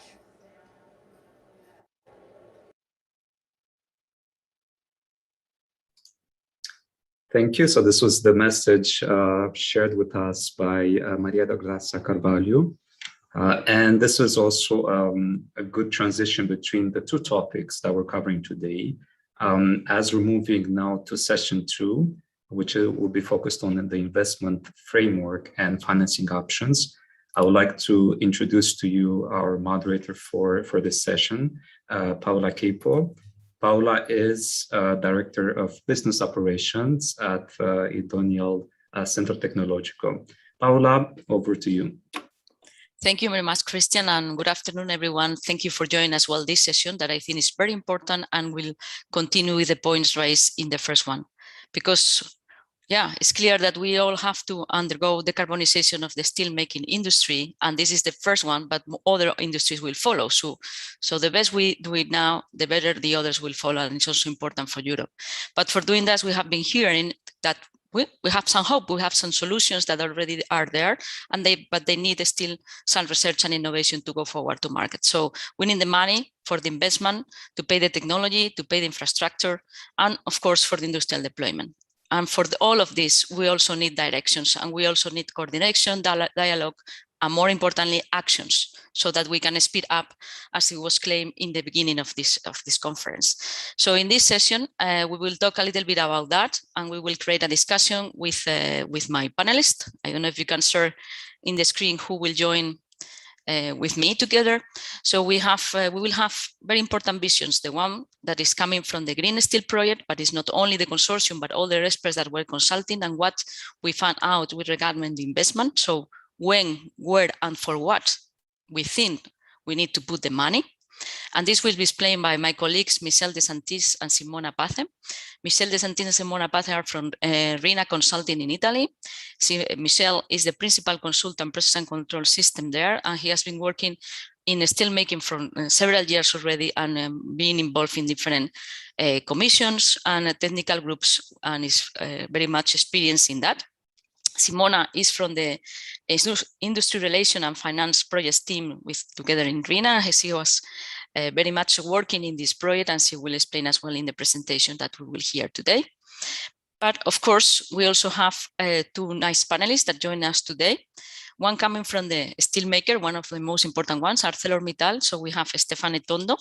He's a general manager in ArcelorMittal, and he's currently the technical head of governmental affairs and climate change. And he's very, very much involved in the decarbonization roadmap.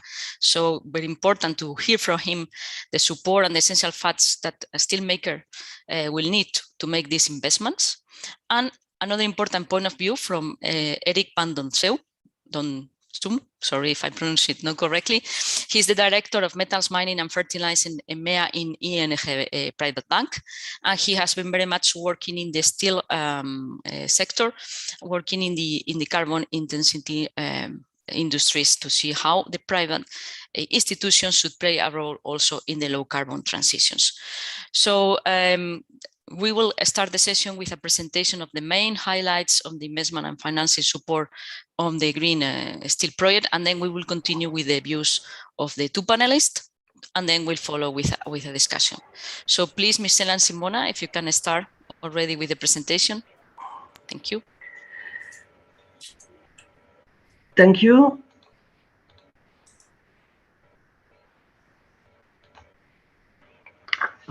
Thank you, Paula. This session is based on our activity related to cost and to the financial instruments that can be available in order to support these costs. So the presentation is composed by two parts. The part related to investment framework that will be carried by myself.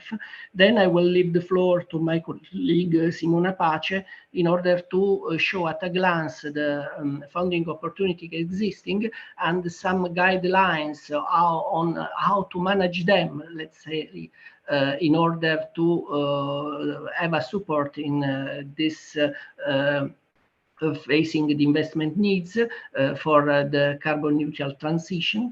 And then it will be clear from the conclusion what is the mismatch between the current funding opportunities and the higher costs which are requested by the technologies to achieve carbon neutral steel production. But okay, I don't want to spoil the conclusions. I start with the presentation. So this is the part. Please. Michele, could you please go in full screen mode so all the viewers can see your presentation? Oh, it is in full screen. Oh, okay. Can you see the full screen? We are seeing your normal window, but not the full screen. Oh.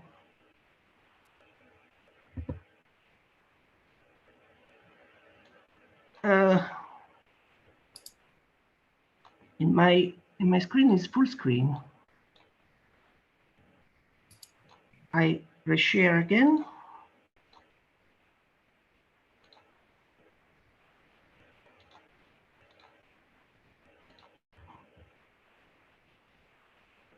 Can you see the full screen now? Please go on presenter mode at the top, and then I think we'll be able to see it. Thank you. The presenter mode on the top, yeah. Can you see now? Can you see now?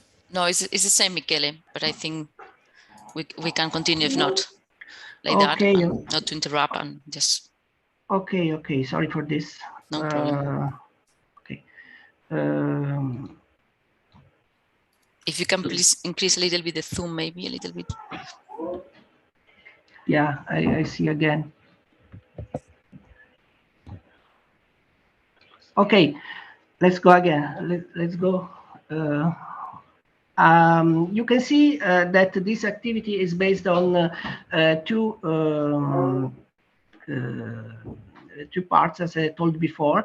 This task has had the aims to analyze the financial needs and the context in terms of regulatory and market consideration, as well as time frame. So the framework is related to the chart you are seeing here. We have the investment needs that relies on the feedback from the stakeholders, apart from the, of course, identify the technologies and combination of technologies that was taken by as an outcome from the first part that was presented in session 1. Then you will see that the part of concerning funding opportunities, blending, sequencing, and cross-correlation with the investment needs scenario will be analyzed further. So the issues that are being here indicated refer to technologies, technology routes, also with auxiliary technologies identified. Please consider that the analysis is based on the same technologies that were the same labeling technologies and analysis that was made in the presentation related to the first session. Then the investment road mapping, a sort of cross-correlation between time scale and industrial deployment up to the so-called TRL 9, the technology readiness level 9.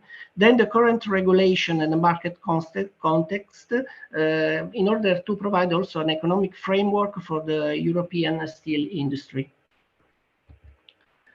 The pathways are those that were indicated, of course, in the previous presentation. So we can mention the carbon direct avoidance, the carbon capture and usage, the process integration, and the auxiliary processes. Of course, the bullet point go into more deep indication or explanation of each point. The technologies that are here indicated as summarized in picture were faced in order to have information on the investment needs based on the sources that are indicated aside, namely the desk research and the scoping and in-depth interviews with stakeholders and technology providers in order to, let's say, validate also the findings that were taken, and also to have more information directly from the players about this, especially the technology providers. For the investment framework, we have considered the cost versus TRL, which is the degree of maturity of a technology. The cost for development up to TRL 8 indicated upgrading to a complete system, including small-scale demo in an operational environment. Then the next step is up to a first-of-kind industrial plant, at least 1 year operation with about 30% industrial plant production capacity. And then the cost for production plant up to a full-scale system, which is as a reference is taken as 1 million ton per year production capability. And then cost for deployment of auxiliary technologies. You can see in general the figures in the following tables. We have a list of technology on the left side that go from direct reduction to the electrolysis based technology, and other like biomass usage and increasing scrap usage. In general, we go from few million euro of investment needs referring to biomass usage up to 1 billion euro for the most complex, let's say, most integrated technologies. And you can see the abatement which can be ensured by these technologies. And by the way, you can also see, starting from now, or from this year, more or less, is what 2020 here indicated, what are the steps foreseen to achieve to achieve the industrial deployment.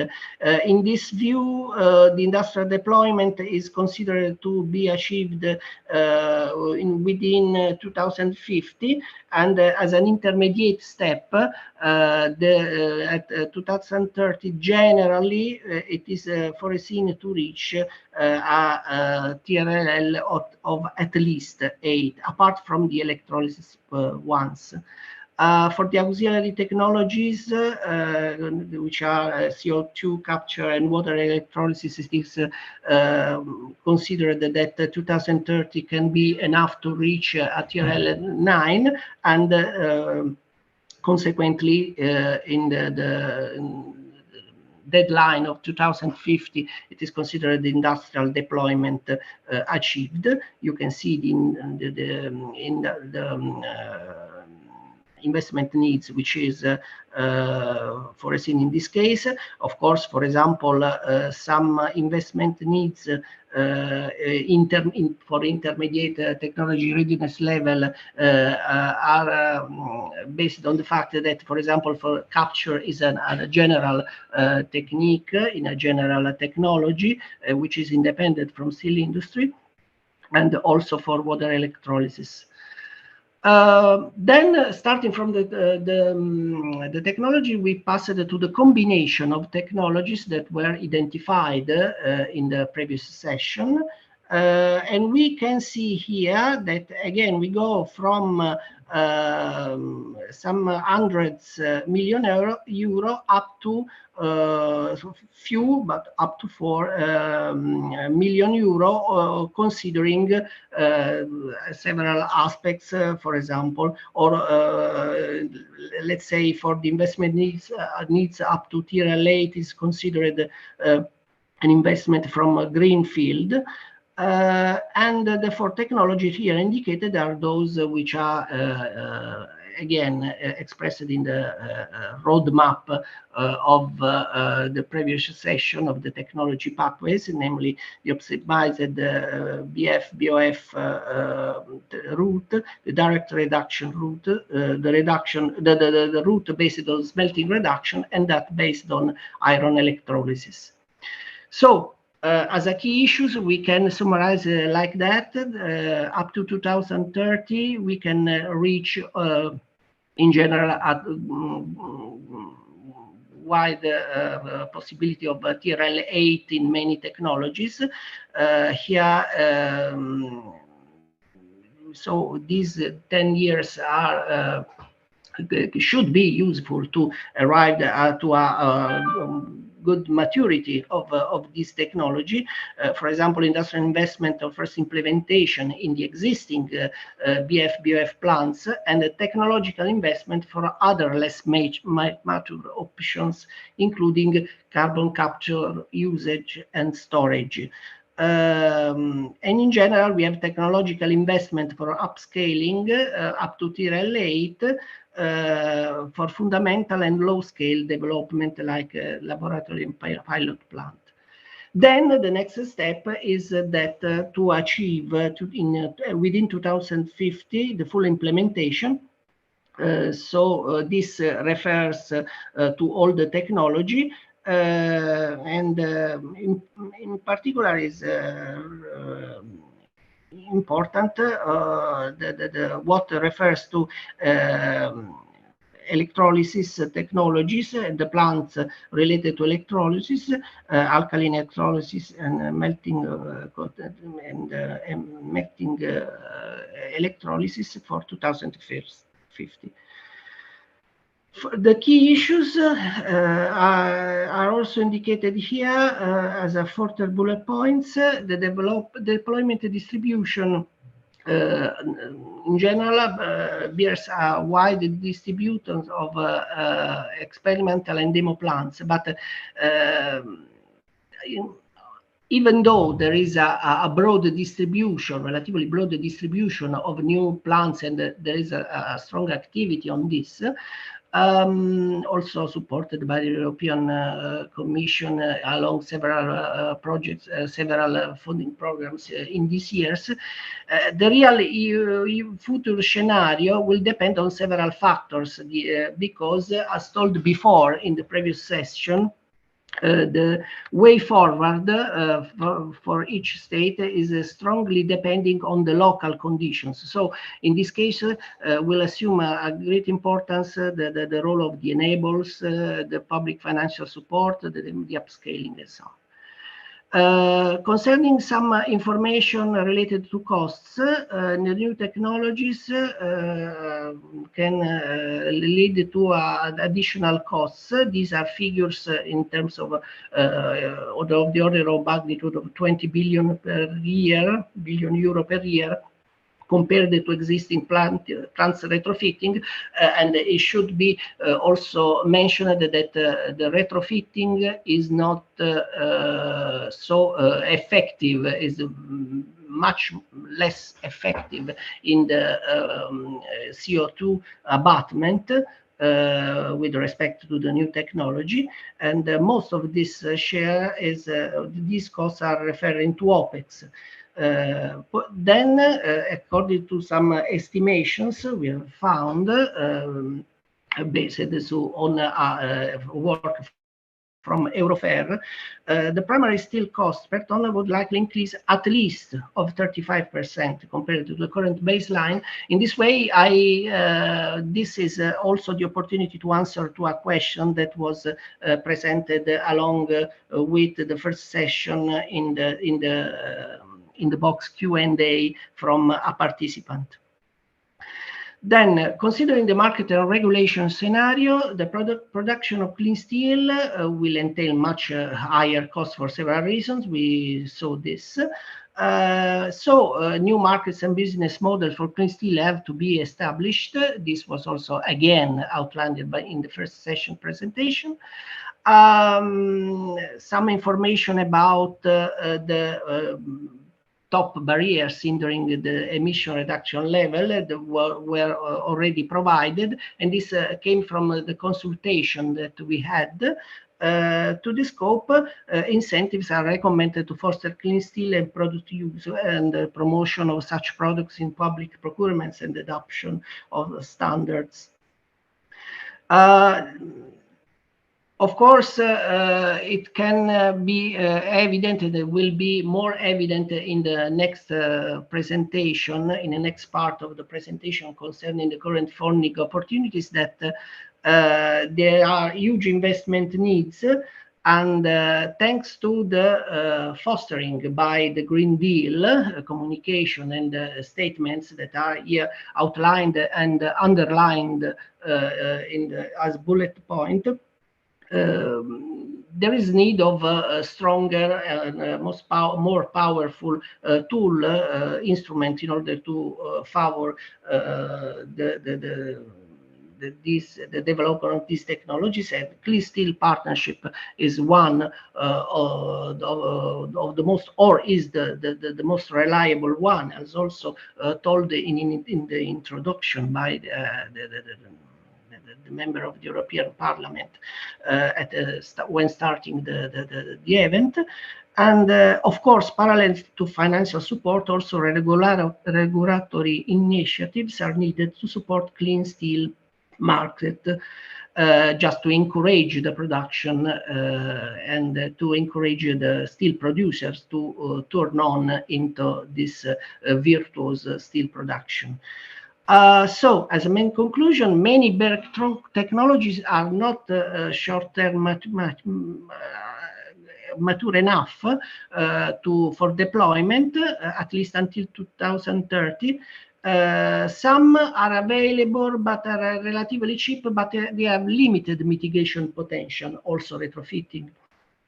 All technology needs certain framework condition, of course, because free energy at competitive cost is a must in this frame. Technologies can be combined with the individual advantages for different framework conditions, time scales that summarize what I've told before about the fact that the way forward for each country depends on the local conditions so far. And then the investments range for adequate maturity goes from few million euro concerning biomass to also billion euro for the most costly, most less cheaper, like those based on electrolytes. Then summarized, we can say that the main investment for development are needed before 2030, for deployment in between 30 and 50. So as an example, for example, the direct reduction technology allows two-step strategy that based on a natural gas first, which ensures a significant short-time mitigation, but of course it is only a step. Then there is development for hydrogen usage, which is more flexible and most higher mitigation, CO2 mitigation, emission mitigation on midterm. So the investment needs amount and risk in the scenario call for, on one hand, financial support of the development, but on the other hand, some support in form of regular policy in general and initiatives to concerning the clean steel markets. So this is the part concerning the technology aspects or the costs related to technology. So I would leave the floor to my colleague Simona to discuss about the financing options, namely a glance on the existing funding opportunities and the matching within the current investment needs. Please, Simona. So thank you very much, Michele, and good afternoon to everyone. So yes, as Michele mentioned, in this second half, we will focus on the financing opportunities that are possible within the framework that Michele just presented. And also we will talk about funding opportunities versus the investment needs scenario, and on the possibility of blending and sequencing of these fundings for the CO2 emission reduction. So if you could go to the next slide. So here, within this report, there was carried out a comprehensive overview of all the funding opportunities. We considered instruments both at European, national and regional level, and also both as private and public instruments, and also, as I mentioned, blending and sequencing possibilities of this project. And to be as comprehensive as possible, we focus on 25 European programs, 24 private opportunities, and 81 national programs from 11 countries in Europe. So if you could go to the next slide. So if we start from the European level, here we have summarized the most relevant instruments for steel making and CO2 emission reduction, divided by the development level. So first we have research and development, and here you can see the Horizon Europe, which is the main program for research in Europe. Horizon Europe partnership, such as CSP, that are key alliance for the CO2 emission reduction. Also, we have the Research Fund and Fund for Coal and Steel, that is the program that specifically targets steel making and CO2 reduction. If we move to the next level, so demonstration and first of a kind, here we have, sorry, can you go to the previous slide? Sorry, thank you. So here we have the Innovation Fund. That is the program that is the main program for high TRL kind of project. The European Regional Development Fund for regional kind of project. LIFE program for environmental and climate actions, European Green Deal, and so on. For the rollout infrastructure, we also have some instruments such as Digital Europe and Modernization Fund, but also there are other different kinds of programs, such as, for instance, a Just Transition Mechanism that focus on the social and economical impacts of this green transition for the region that are mostly affected by this transition itself. Also, we have InvestEU recovery plan, member state funding such as EPCI, and in addition to these all public programs, there are also private funding opportunities that we take into consideration. So if you go to the next slide, please. Here we can start talking in numbers. So in this graph, there is summarized the range of European public and private funding instruments per project in million euros that is available in the period of 2021-2030. And I would bring your attention to the CSP and the RFCS, which are the instrument that specifically target steelmakers, and they are the one with the smallest project availability. We could expect some support from both the Recovery Plan and European Green Deal on the left side of the graph, but we have to remember that this works as loans rather than as grants. If you go to the next slides, here instead the graph shows the range of funding availability per each program versus the instruments. And here again, the largest availability is from EIB and ERBD, but again, this works as loans rather than grants, and this remember. If you go to the next slides, we can move from European to national and regional level. Here in this graph, I summarized the availability of funding from the different member states that were taken into consideration. The blue ones are the national and the orange one are the regional level funding opportunities. And from this graph, you can see that there are some member states that are deeply involved in the climate action and in reaching the objective of 2030 and 2050 for the CO2 reduction emission. However, we have to say that these national and regional instruments are often not sufficiently coordinated in terms of scope, timeline, and funding availability. So sometimes there is not the maximization of the possibilities here. All in all, we have estimated that around 400 million would be available per year for CO2 emission reduction in the period of 2021-2022. If you could go to the next slide, please. So here we move from the public program to the private one. Within the report, we have found three main possibilities for private opportunities. There is the classic, let's say, bank investments in project. We have private investments from industrials, and also we have this possibility of green bonds that are becoming quite important in the last years. For example, in this graph, there is reported the green bonds underwriting in the 2019, and you can see that the Crédit Agricole have underwrote 10.5 billion euro of green bond in 2019 for for CO2 reduction emission, and it was in close rates with the BNP, who also issued $10.4 billion of green bond for 2019, showing that also banks are starting to be very supporting in the terms of climate action and CO2 reduction emissions. If you could go to the next slide, please. So here there is a brief summary of what we have said so far.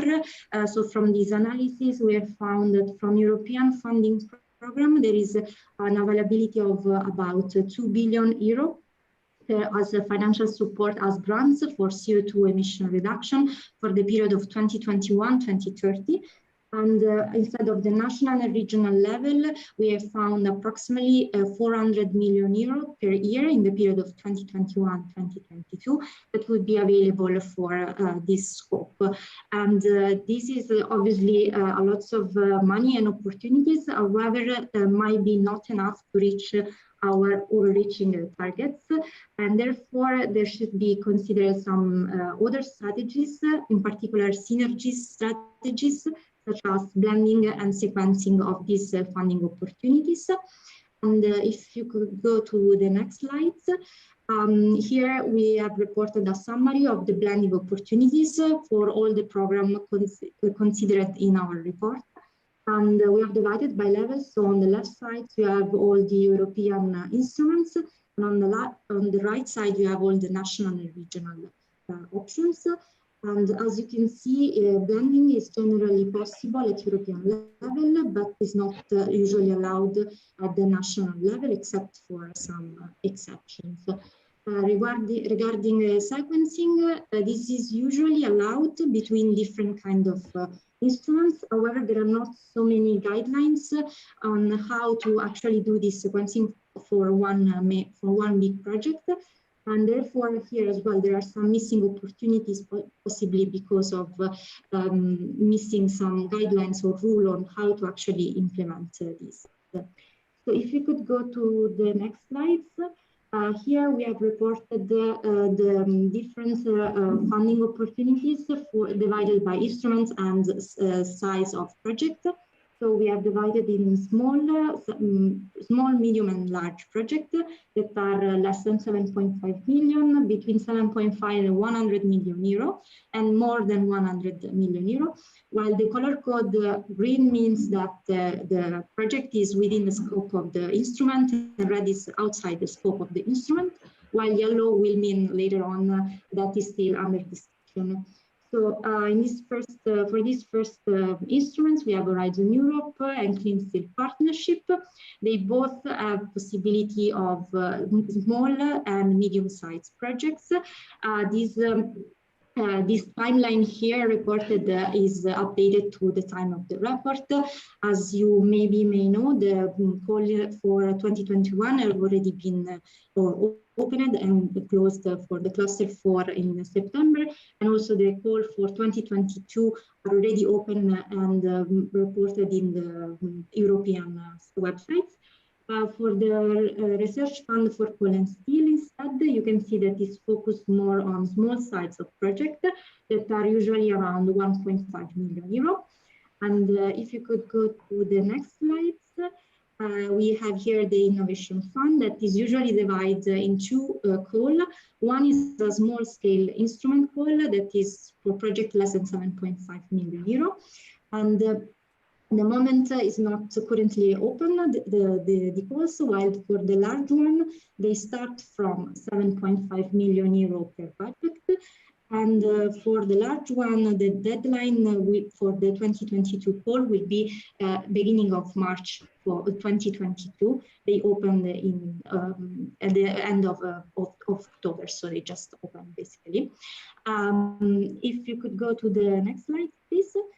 Here we have the European Green Deal that has a sort of medium-sized kind of project that goes between 15 to 25 million euro per project, while other sites are still under discussion. The same we can say for InvestEU, that is still being discussed. Then we have the EPCI. In this case, the maximum project size is actually 400 million euro, and the funding can be up to 100% of the relevant costs. This kind of instrument usually works with the specific goals, and the ones that could be interesting for green steel are the hydrogen for climate action and the low carbon industry. For time constraint, we can go deeper in details for this instrument, but since we are quite involved as RINA CSM, we can give further information if you're interested later on. If you could go to the next slides. Here we have the national and regional kind of program, and in this case the sites has to be verified on a case by case, as we mentioned earlier in the presentation. And finally we have the EIB and ERBD, sorry, and the bank's investments. They all give kind of flexible sides. They're quite flexible on the sides of the project. As we said before, we have to remember that they work as loans rather than as grants. So if you could go to the next slides. Within this framework, within this context, the CSP is the preferred and recommended high-level initiative for the outline objectives via blending and synergies actions. The main challenge of CSP are climate change and sustainable growth, and it tends to support the transition towards breakthrough decarbonization technologies by providing concrete roadmap, identifying actors, timing, cost, investments, and funding mechanism. And if you could go to the next slides, here there are some conclusion remarks. Sorry if some are hidden. Thank you very much, Michele.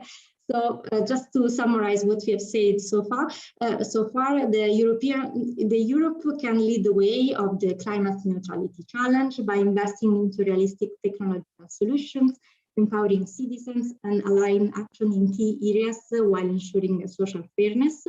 However, from our report, we found that only about 2 billion euro for the period of 2021-2030 would be effectively available as grants for these missions. And on the national level, only 400 million euro will be available for the year 2021-2022 for the same scope. Therefore, the industry has to work on synergy strategies such as blending and sequencing in order to turning breakthrough technology into economical viable technology. And the steel industry and other stakeholders will need to jointly collaborate to overcome the current challenging and implement these low CO2 production technologies. And with this, I would like to thank you very much for your kind attention. I hope I've been short and clear, I hope. Thank you. Thank you both, Simona and Michele, for this nice summary of the results that we have in green steel. You show that we have many data there and many conclusions, and of course you can be checking the presentation and the video afterwards. But now we want to hear as well the thoughts of the steelmaker and what they need or what they are doing in regard to investment and financial aspects. So please, Stefane, share with us your thoughts and your experience. Thank you. Yes, hello to everyone. The good thing of roundtable is that it's an open exchange and we don't need to agree on everything. So I would like to come back first on some comments that were made before. And the first one is to resize a bit the issue that we are facing in terms of intensity, in terms of pace and the technological challenge. Intensity first, because as you may know, just within our group, it's a bit the same for the other steel makers. We have roughly 18% of our production which is done through EF, meaning we will have to roughly change 80% of our global production within the coming years. So in terms of size, this is massive. This is massive, and I don't think we have time. That's why I'm coming to the pace, because with the Fit for 55 package that was presented in July, the pressure on CO2 will increase drastically. And back to the technological options that were presented by Michael, I'm not sure that the scenario of a 78% remaining through BF-BOF route is a too ambitious one. For me, it's a very shy one, because I'm not sure all steel makers will still have the luxury to afford to invest in technologies. And we have seen in Michele's presentation the cost of just upgrading the current technology, which is massive. This for a very limited period of time. So we will need to massively invest in the future technologies. And that's where I come to the importance of the financial framework and the political framework, which are intimately linked. On the technological risk, and here I make the link with what was just shown, technological risk is the demonstration of the maturity of the technologies that have been developed. We have a very lot of good tools. They have just been presented, and I will not come back, being from the Clean Steel Partnership, the RSCS, but also within Horizon Europe, Process for Planet, or the Clean Steel. We have a lot of ways to develop, to test in R&D phase, in the FID phase, the new technologies that we will have to implement. What we are really missing now is to go to the next step. We are not a company with one small plant. We have in Europe 6, 7, 8 massive clusters on which we will need to deploy these new technologies. And we need to do it quickly, as I just explained. We need to be ready, and we have committed to decarbonize by -35% in 2030, meaning this will not be accessible to upgrading just the current technology. So we need now the financial framework to do massive investments to go to the final step.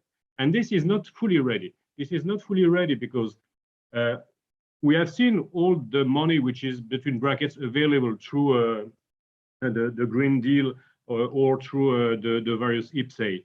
But this needs to be released very quickly. If we want to be ready in 2030, we need to have the assets in 2027, 2028. And this means we need to order them now. I speak in terms of months. And today, the countries, even the European rules, if you look at the IPCEI for microelectronics, it took 14 months to be validated between the initial stage to the final validation. This is not something we can afford. So I think the European policy in terms of validating the framework, validating the rules must be quicker. We expect a lot from the new TEAG, so the new state aid guidelines that will enable the various states to support their industry to decarbonize, being steel or others. But this must be really implemented quite quickly. We also had a lot of discussions in the previous sessions on energy. This is also a worry because we will be able to decarbonize if we get the hydrogen.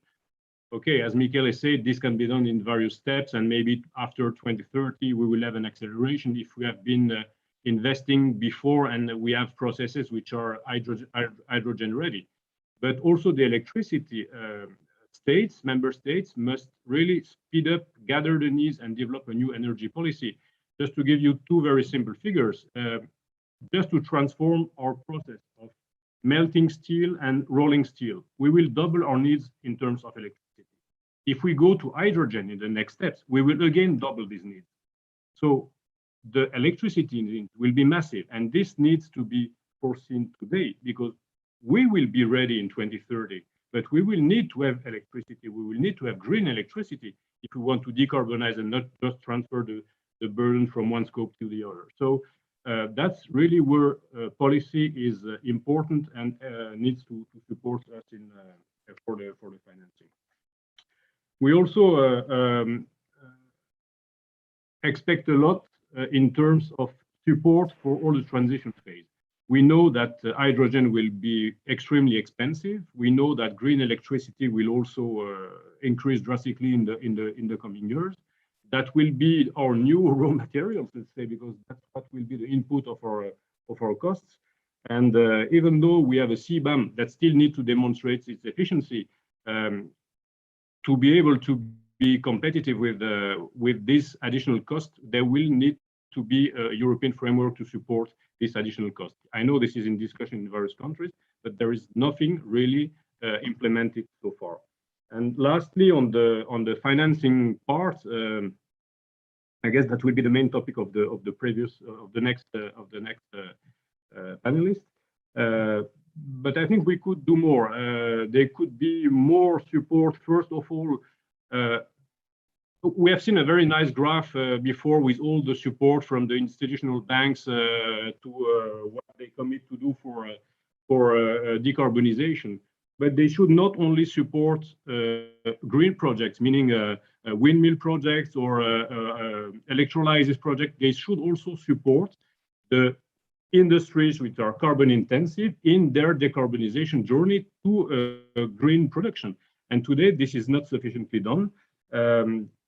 They could have incentives from the states in terms of tax abatements or whatever to support more the energy intensive industry or carbon intensive industries. And also simply in terms of financing, I think we could have more accesses to temporary equity from the European EIB or specific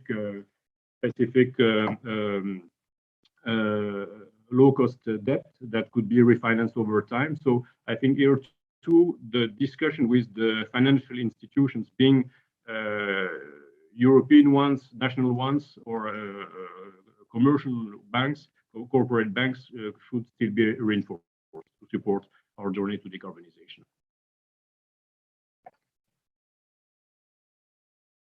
Okay, thank you very much for very clear statements, and nice to hear also the reality of the steelmaker sector and to face it with the policies and everything. So I see that you are also claiming for speeding up for having all these parts. And now we will hear, and then we will come back to discussion. We will hear with the other panelists coming from ING Bank. So Eric, if you can share with us your views of what the bank is doing on the financial and investment support that you can provide.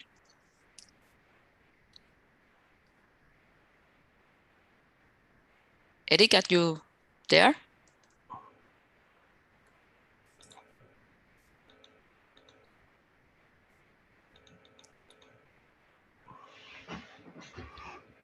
Well, I think we miss our speaker. I think he's having technical issues. If we can continue with the conversation, we'll try to bring him back. Yeah. No problem. So we will go for a little bit of discussion before Eric comes back to us and let us know the work that they are doing with regards to still decarbonization. And we can already start discussing a little bit about the strategy that we are putting in place at European level about financial and investment, and how to involve all the countries and the regions, because we have been showing from the presentation that we have many different tools available for finance, and we have also national banks, but we need some coordination. So what do you think, how important it is the strategy of decarbonization, and it's only about Europe or it's about global level? Because also ArcelorMittal is not only placed in Europe, as you were saying. So Stefan, if you can start, please.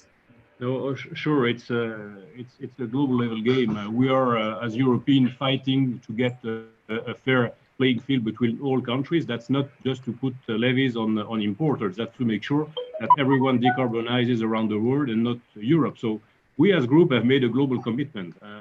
Indeed, we are upfront in Europe due to the legislation, which is more in advance, let's say.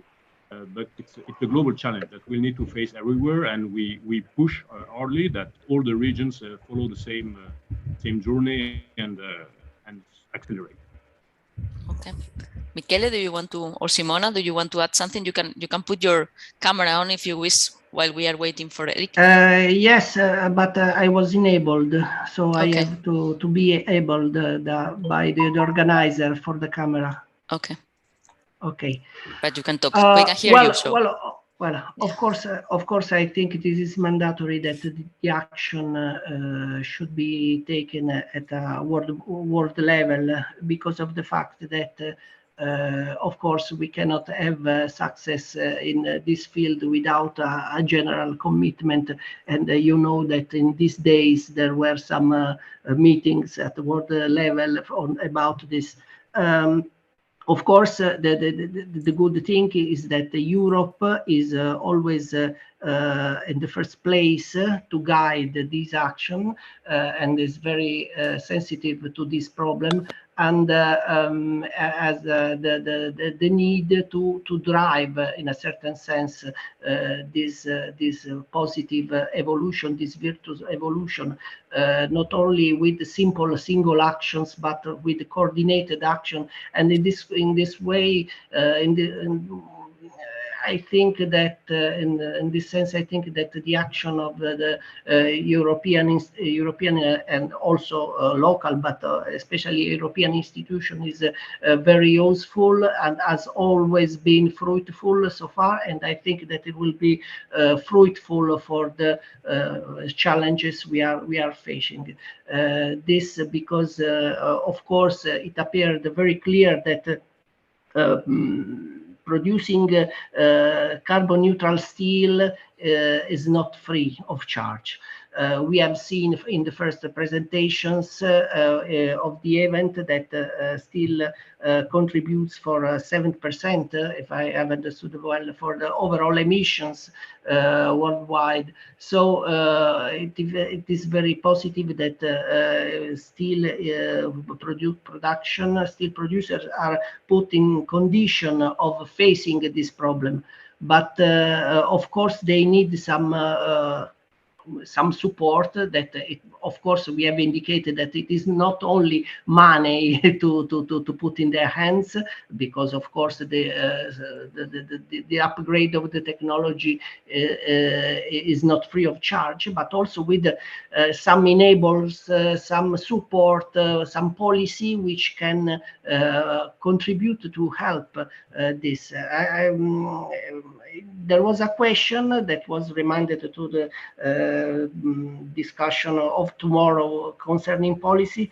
There was a question in the panel, question and answer, concerning what can be the most useful conditions, the most powerful solution among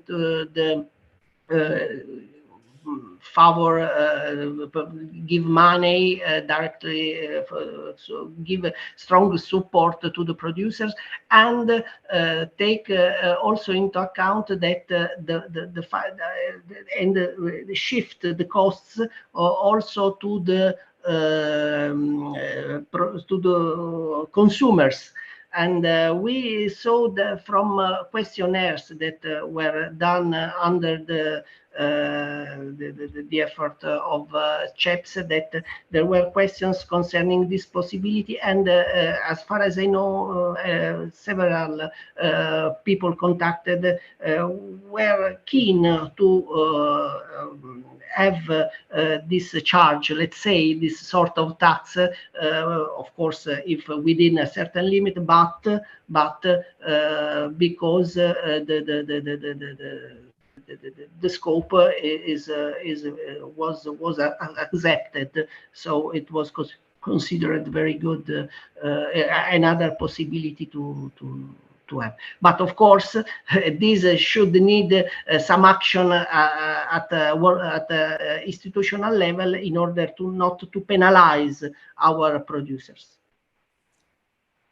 Yeah, it's complicated to find a way, but yeah. we're sure we have to find it, and it's a puzzle. We need to, yeah, it's a puzzle that we have to do, and I guess we also need to hear about the steel production value chains. I guess you have to as well, Stefane, you have to engage with your supplier, with your customers, and all the value chains to create this culture and the mind from clean steel, because as Michele was mentioning, the framework that is needed to be created, well, the cost will rise, and you were telling about the double consumption of electricity, maybe with the changes of the new technologies.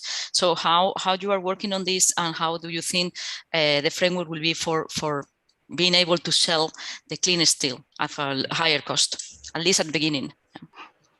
Good. It's obviously that's something that we are tackling in a systematic way, because we have started working on our scope 1, we have then focused on the scope 2, then we go to the scope 3. Our customers need a green steel at the end in increasing volumes over the years, and this not just on a part of the scope. So we are definitely working also with our suppliers more and more to find ways to put them also on the boat and make sure we have not a part of the carbon production which is still hidden, and that is finally tackled. It's clear that it has to go till the end of the chain. We all know that once technologies are mature, the costs start to decrease. We are not not there yet. So it will still take time till all these overcosts are absorbed. This is why I also mentioned before that decarbonization is not an option. We will need to invest massively. We will need support from the states on the investments. Also on the additional operational costs, referring to hydrogen and electricity, till those technologies become mature, become easily available, and that will come with time. And then we will have a normalization of the support which is needed from the states and of the prices going to the final customer. Okay, so also we need to work hard on that as well to create the framework, and also the policy level and regulation level. I think it needs to be to work there. So well, more of the efforts of investment has to be concentrated 2030. What is this the case? Is realistic to perform this within these years? Simona, Michele, if you want to start. Yeah. Well, I think about the technological part. I think that this is viable, and because there are several examples of technologies which are not properly completely mature, but they are very close to the maturity. So the possibility to have within 2030 the deployment, the upgrade, let's say, of the alignment of the technology readiness level of the several technologies, at least to the level 8, is viable. Of course, this has two aspects related. One is that a strong effort, economic effort, should be made now because this is the first step, that it is the starting step that normally needs time and needs resources to arrive to the appropriate target. And then, of course, there should be a sequence, a subsequent step, fostering the translation, the further upgrade of these technologies from 8 to 9. And in this view, I think that apart from the financial support as it is very important the possibility to ensure a proper network of funding or network of funding programs well matched in terms of blending and sequencing in order to accompany the up to the complete deployment these technologies or the exploitation of these technologies or across Europe. This is really fundamental.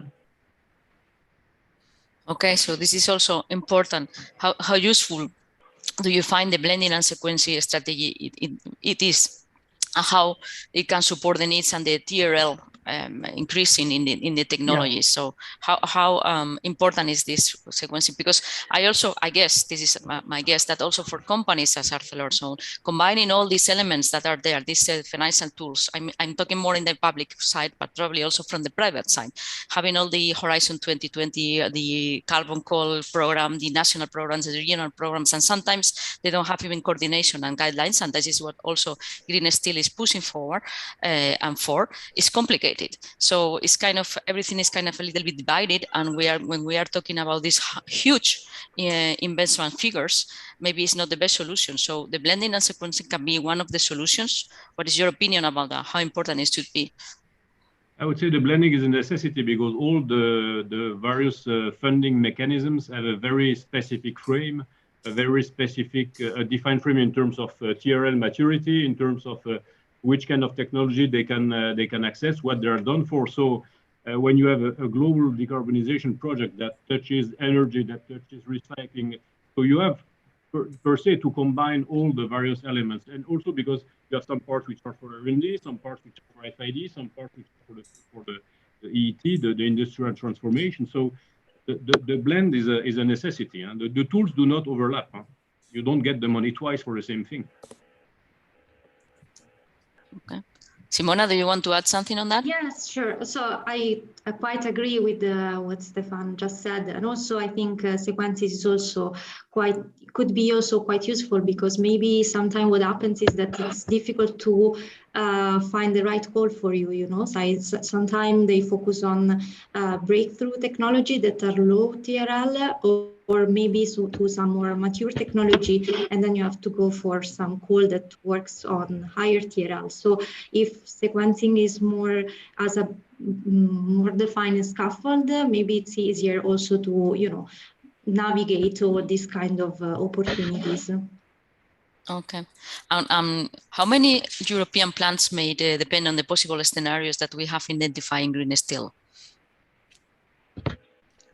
Potentially everyone, every plant. Of course, the answer to this question can be trivial and not trivial at the same time, because of the fact that, of course, also in terms of actions that in the pathways are called as process integration, every plant can be turned into a plant able to fit with the need of carbon neutral production.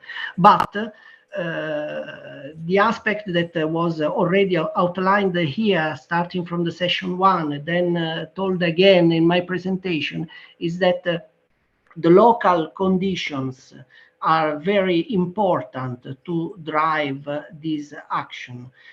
Because locally there could be, for example, availability of energy, of infrastructures, particular condition, local condition, also in terms of financial support, possibility of, let's say, hub or clusters for infrastructure, or a hub for carbon capture can foster this action. So I guess that in principle there is an open field for continuous upgrade of the technological readiness level for these technologies, but of course there will be the local conditions to make the difference, and the role of Europe is just to avoid strong differences, is to support at an equal level all European producers to reach this aim.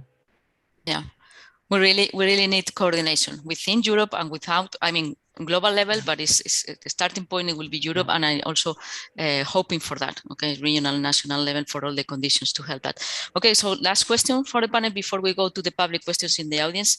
This will be for the steelmaker, and I'm wondering, this is something that we have not tackled so much, but it's also a key part for the society and the decarbonization process. And what about workers and the upskilling and reskilling? Because this is also an investment of time and I guess of money, right? Because new technologies are coming. So how you are working on this, and what is your opinion?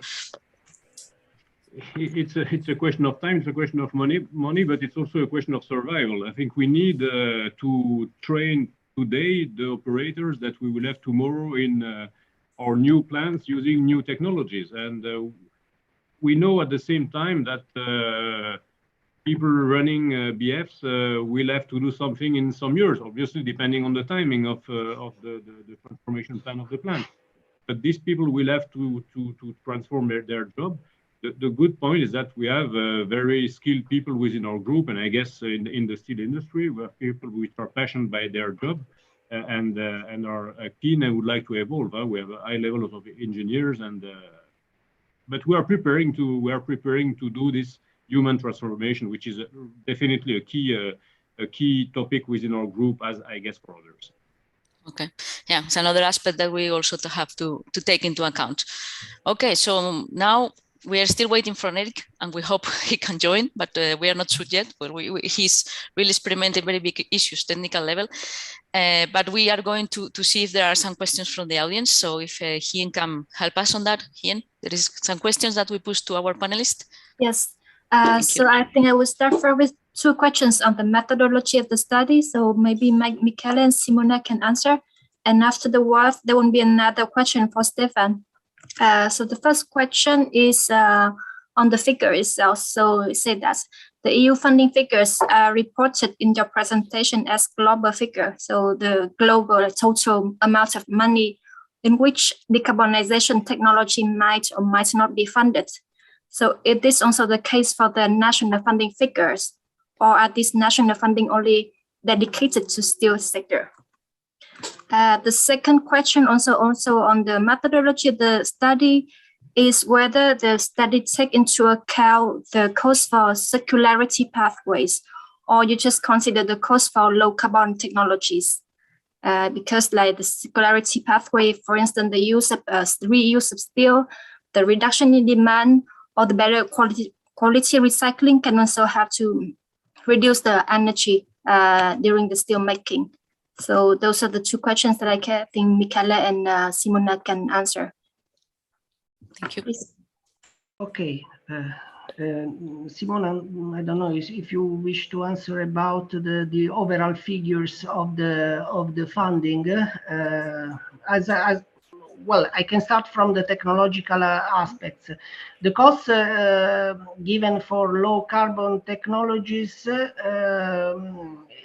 include the costs for circularity pathways only if they are, let's say, related to steel production. In the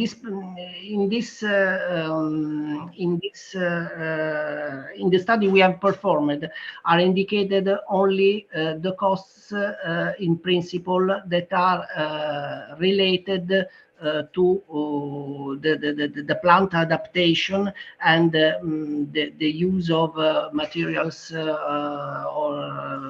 which can be recycled or not, etc. But all the costs that, let's say, are related to the transport or reuse of material are not immediately indicated here.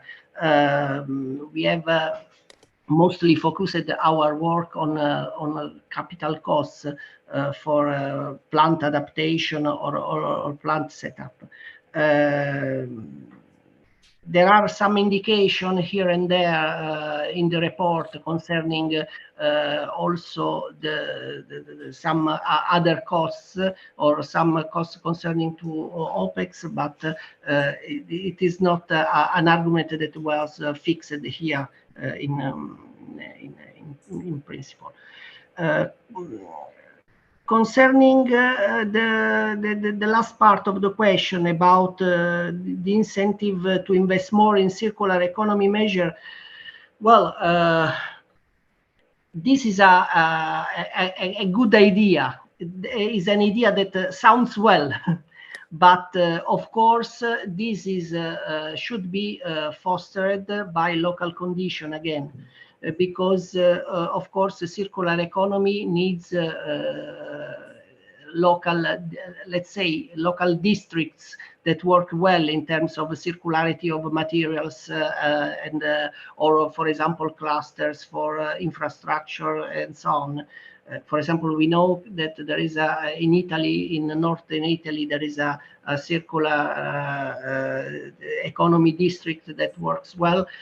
But of course, circularity for its nature, intended as circularity in a cross-sectorial level among industry, needs a culture well developed of a circular economy in each country. We hope that, because this is can be the future for our safety, but this is a must, should be a must.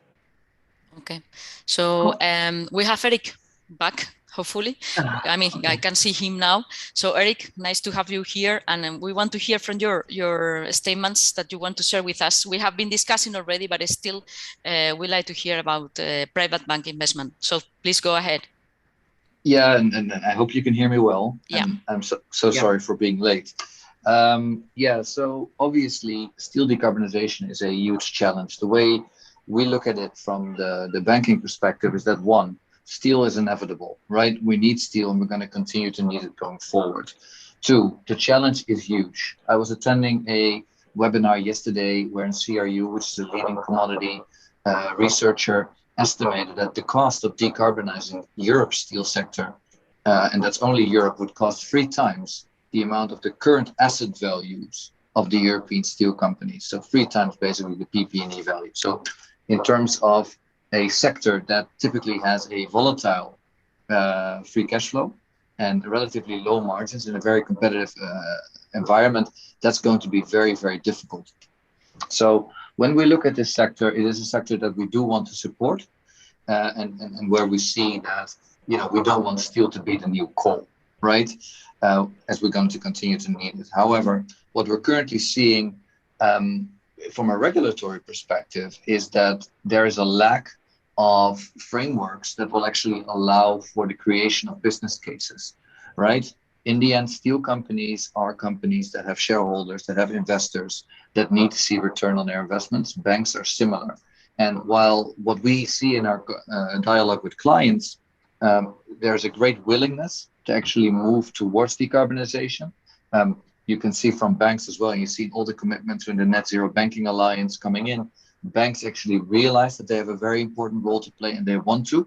However, the business cases need to be made. And this is actually where we look to regulators a lot to actually go and do that over the coming years. I think the announcement of the carbon border adjustment mechanism is a great start because it does create a more prevalent carbon pricing within Europe and actually tries to create a level playing field with the rest of the world. So also equalizing imports to Europe. So I think that's one thing. But there's actually more that can be done. If you think, for instance, about demand signals, right? If you think about public procurement, because if you want steel companies to invest in net zero capacity, they need to be sure that not only there's a demand for it, but that actually companies will actually pay a premium for it, right? So there's scarcity value, of course, in the beginning, but how much that is very, very difficult to estimate. And by launching, for instance, public procurement initiatives and as putting requirements, you're putting effectively a floor in the market, which can help set a price. So I think that is very important. Now, if you look at the other side, of course, at banks, we have huge balance sheets, we have huge portfolios for their investments, and we see that regulators are focused very much on the climate risk side of things. And this is a good thing, obviously, because it's a prevalent risk and one that we're aware of. Like, we don't want to be funding stranded assets. We, of course, want to look at physical risks. That is very clear. However, again, looking particularly at steel, there is a clear lack of a certain roadmap to actually go towards decarbonization. And actually, ING is one of 5 banks, together with Standard Chartered, Société Générale, UniCredit, and Citibank, that are currently working together on an initiative which is called the Climate Aligned Finance Working Group for Steel, where together with industry, with the financial institutions, and with our stakeholders, both from the NGO perspective and the institutional investor perspective, are trying to create a methodology for CO2 reporting for both banks on the carbon intensity of their steel lending portfolios, and 2, for steel companies to actually report their carbon intensity in a standardized way, and 2, to set a roadmap from today to net zero that banks will actually align their lending portfolios with, and that actually banks can also use to engage with their clients to see, okay, we now see you're here, but how can you go to B, and how can we help you there? That's important, but then at the same time, we need to ensure that these kind of private initiatives are also aligned with the requirements, for instance, set by the EBA, so that we don't get a double or triple reporting, for instance, both on the steel company side and at the banking side. I guess I'll stop here. Okay, thank you very much, and nice to see as well that the banks are committed as well for the decarbonization. They are just waiting for putting the trajectory if they have the business cases. So they are asking for some real business cases so that they can put the money in with the less risk as possible. So thank you very much, Eric, and nice to hear from you. So I think we still have time for one or couple of questions from the audience, and we can go again to discussion before finalizing the session. So Hin, if you want to put another question from the audience in. Yes, so maybe another question to Stefan. So maybe a challenging question, but interesting one. So would it be possible for you to estimate how much your OPEX would increase with various decarbonization technologies? Can be in terms of definite or relative value. It's not a question I will be able to answer here. Okay. Do we have any other question from the audience? Hin? Yes, we have a question, and can be also a suggestion from an audience. And can we imagine that the EU will prepare tools for effective monitoring of the actions to be put in place in order to meet the target on time? So who wants to reply? I think we are already monitored through the ETS emissions, which are measured every year. So I guess and hope European Commission will not develop something new and use what's already existing. We are already tracked on that. So I don't think there's an additional need. Okay. Someone else? No? Okay, so yeah. Please, Eric. Maybe just to add, because I already alluded to it as well in my statements, of course, is that the creation of a roadmap which is considered acceptable, both from a science-based targets perspective, but also which is seen as realistic by the industry, right, is something that I think there's a big need for. There's, of course, an IEA document, which kind of sets the way, particularly from a science-based perspective. However, that lacks the technical detail, and I think having such a document would actually help, and that would subsequently also help in the monitoring then of how things would evolve over time. Okay, thank you. So I think we can conclude here. We have been hearing from you all, and I think it was short because I would like to go forward with this, but now we can take the time for actions. Okay, so we have been hearing, and it's good to hear, but it's also good to act. And of course, from Green Steel Project, we put a roadmap there something to start with, and we have some elements, and we have hearing from both the bank and the steelmakers that they are both ready. They are just asking for some framework within a policy level, regulation level, the business cases, and of course the energy policy that is also a big barrier from there to perform and go forward with the needed investments that have to be done soon, as Stefane and Michele and Simona were also asking for. And well, that's all from my side. If you want to add something else that I missed, just to conclude, you have like seconds, someone? If not, okay. If not, thank you very much and for joining us today. And hopefully tomorrow you can also be there and keep on discussing for the good of Europe and its decarbonization. Thank you very much. Thank you. Thank you very much, Paula. Thank you to all the speakers for this very interesting discussion. I think it was quite well followed up with interesting questions from our audience. We are running a little bit late, but it's for good reasons, and we're glad actually to have had space enough to address various points in the discussion with the panelists, but also to allow for some questions that we can address from the audience. We will save all the questions that have been asked to us, and without further ado, I would like in this moment to move to our final segment of the day, which is the concluding remarks. And for this, we have joining us Dr. Sebastiano Fumero. He is head of unit at the Future Low Emissions Industries unit at the European Research Executive Agency, and he will be concluding the conference. So Dr. Sebastiano Fumero, over to you. Thank you very much. Can you hear me properly? Yeah. Can you hear me? Yes. Yes. Yeah, thank you. So first of all, I'm very happy to be among you today. By the way, it's my first formal event with the new hats of head of this unit. So it's particularly interesting for me to be here. I would like to start by saying a special thanks to SEPS and the STEP for having organized this conference, but also to all the partners of the project Green Steel, because they have provided, I believe, an excellent platform on which industry, the research community, the European Parliament, and the European Commission come together to discuss possible effective solutions for low carbon steel making, and by doing so helping to achieve the goal of a climate neutral Europe by 2050. Of course, this ambition cannot be achieved alone. If we have to deliver, it requires a holistic approach where everyone must play a part.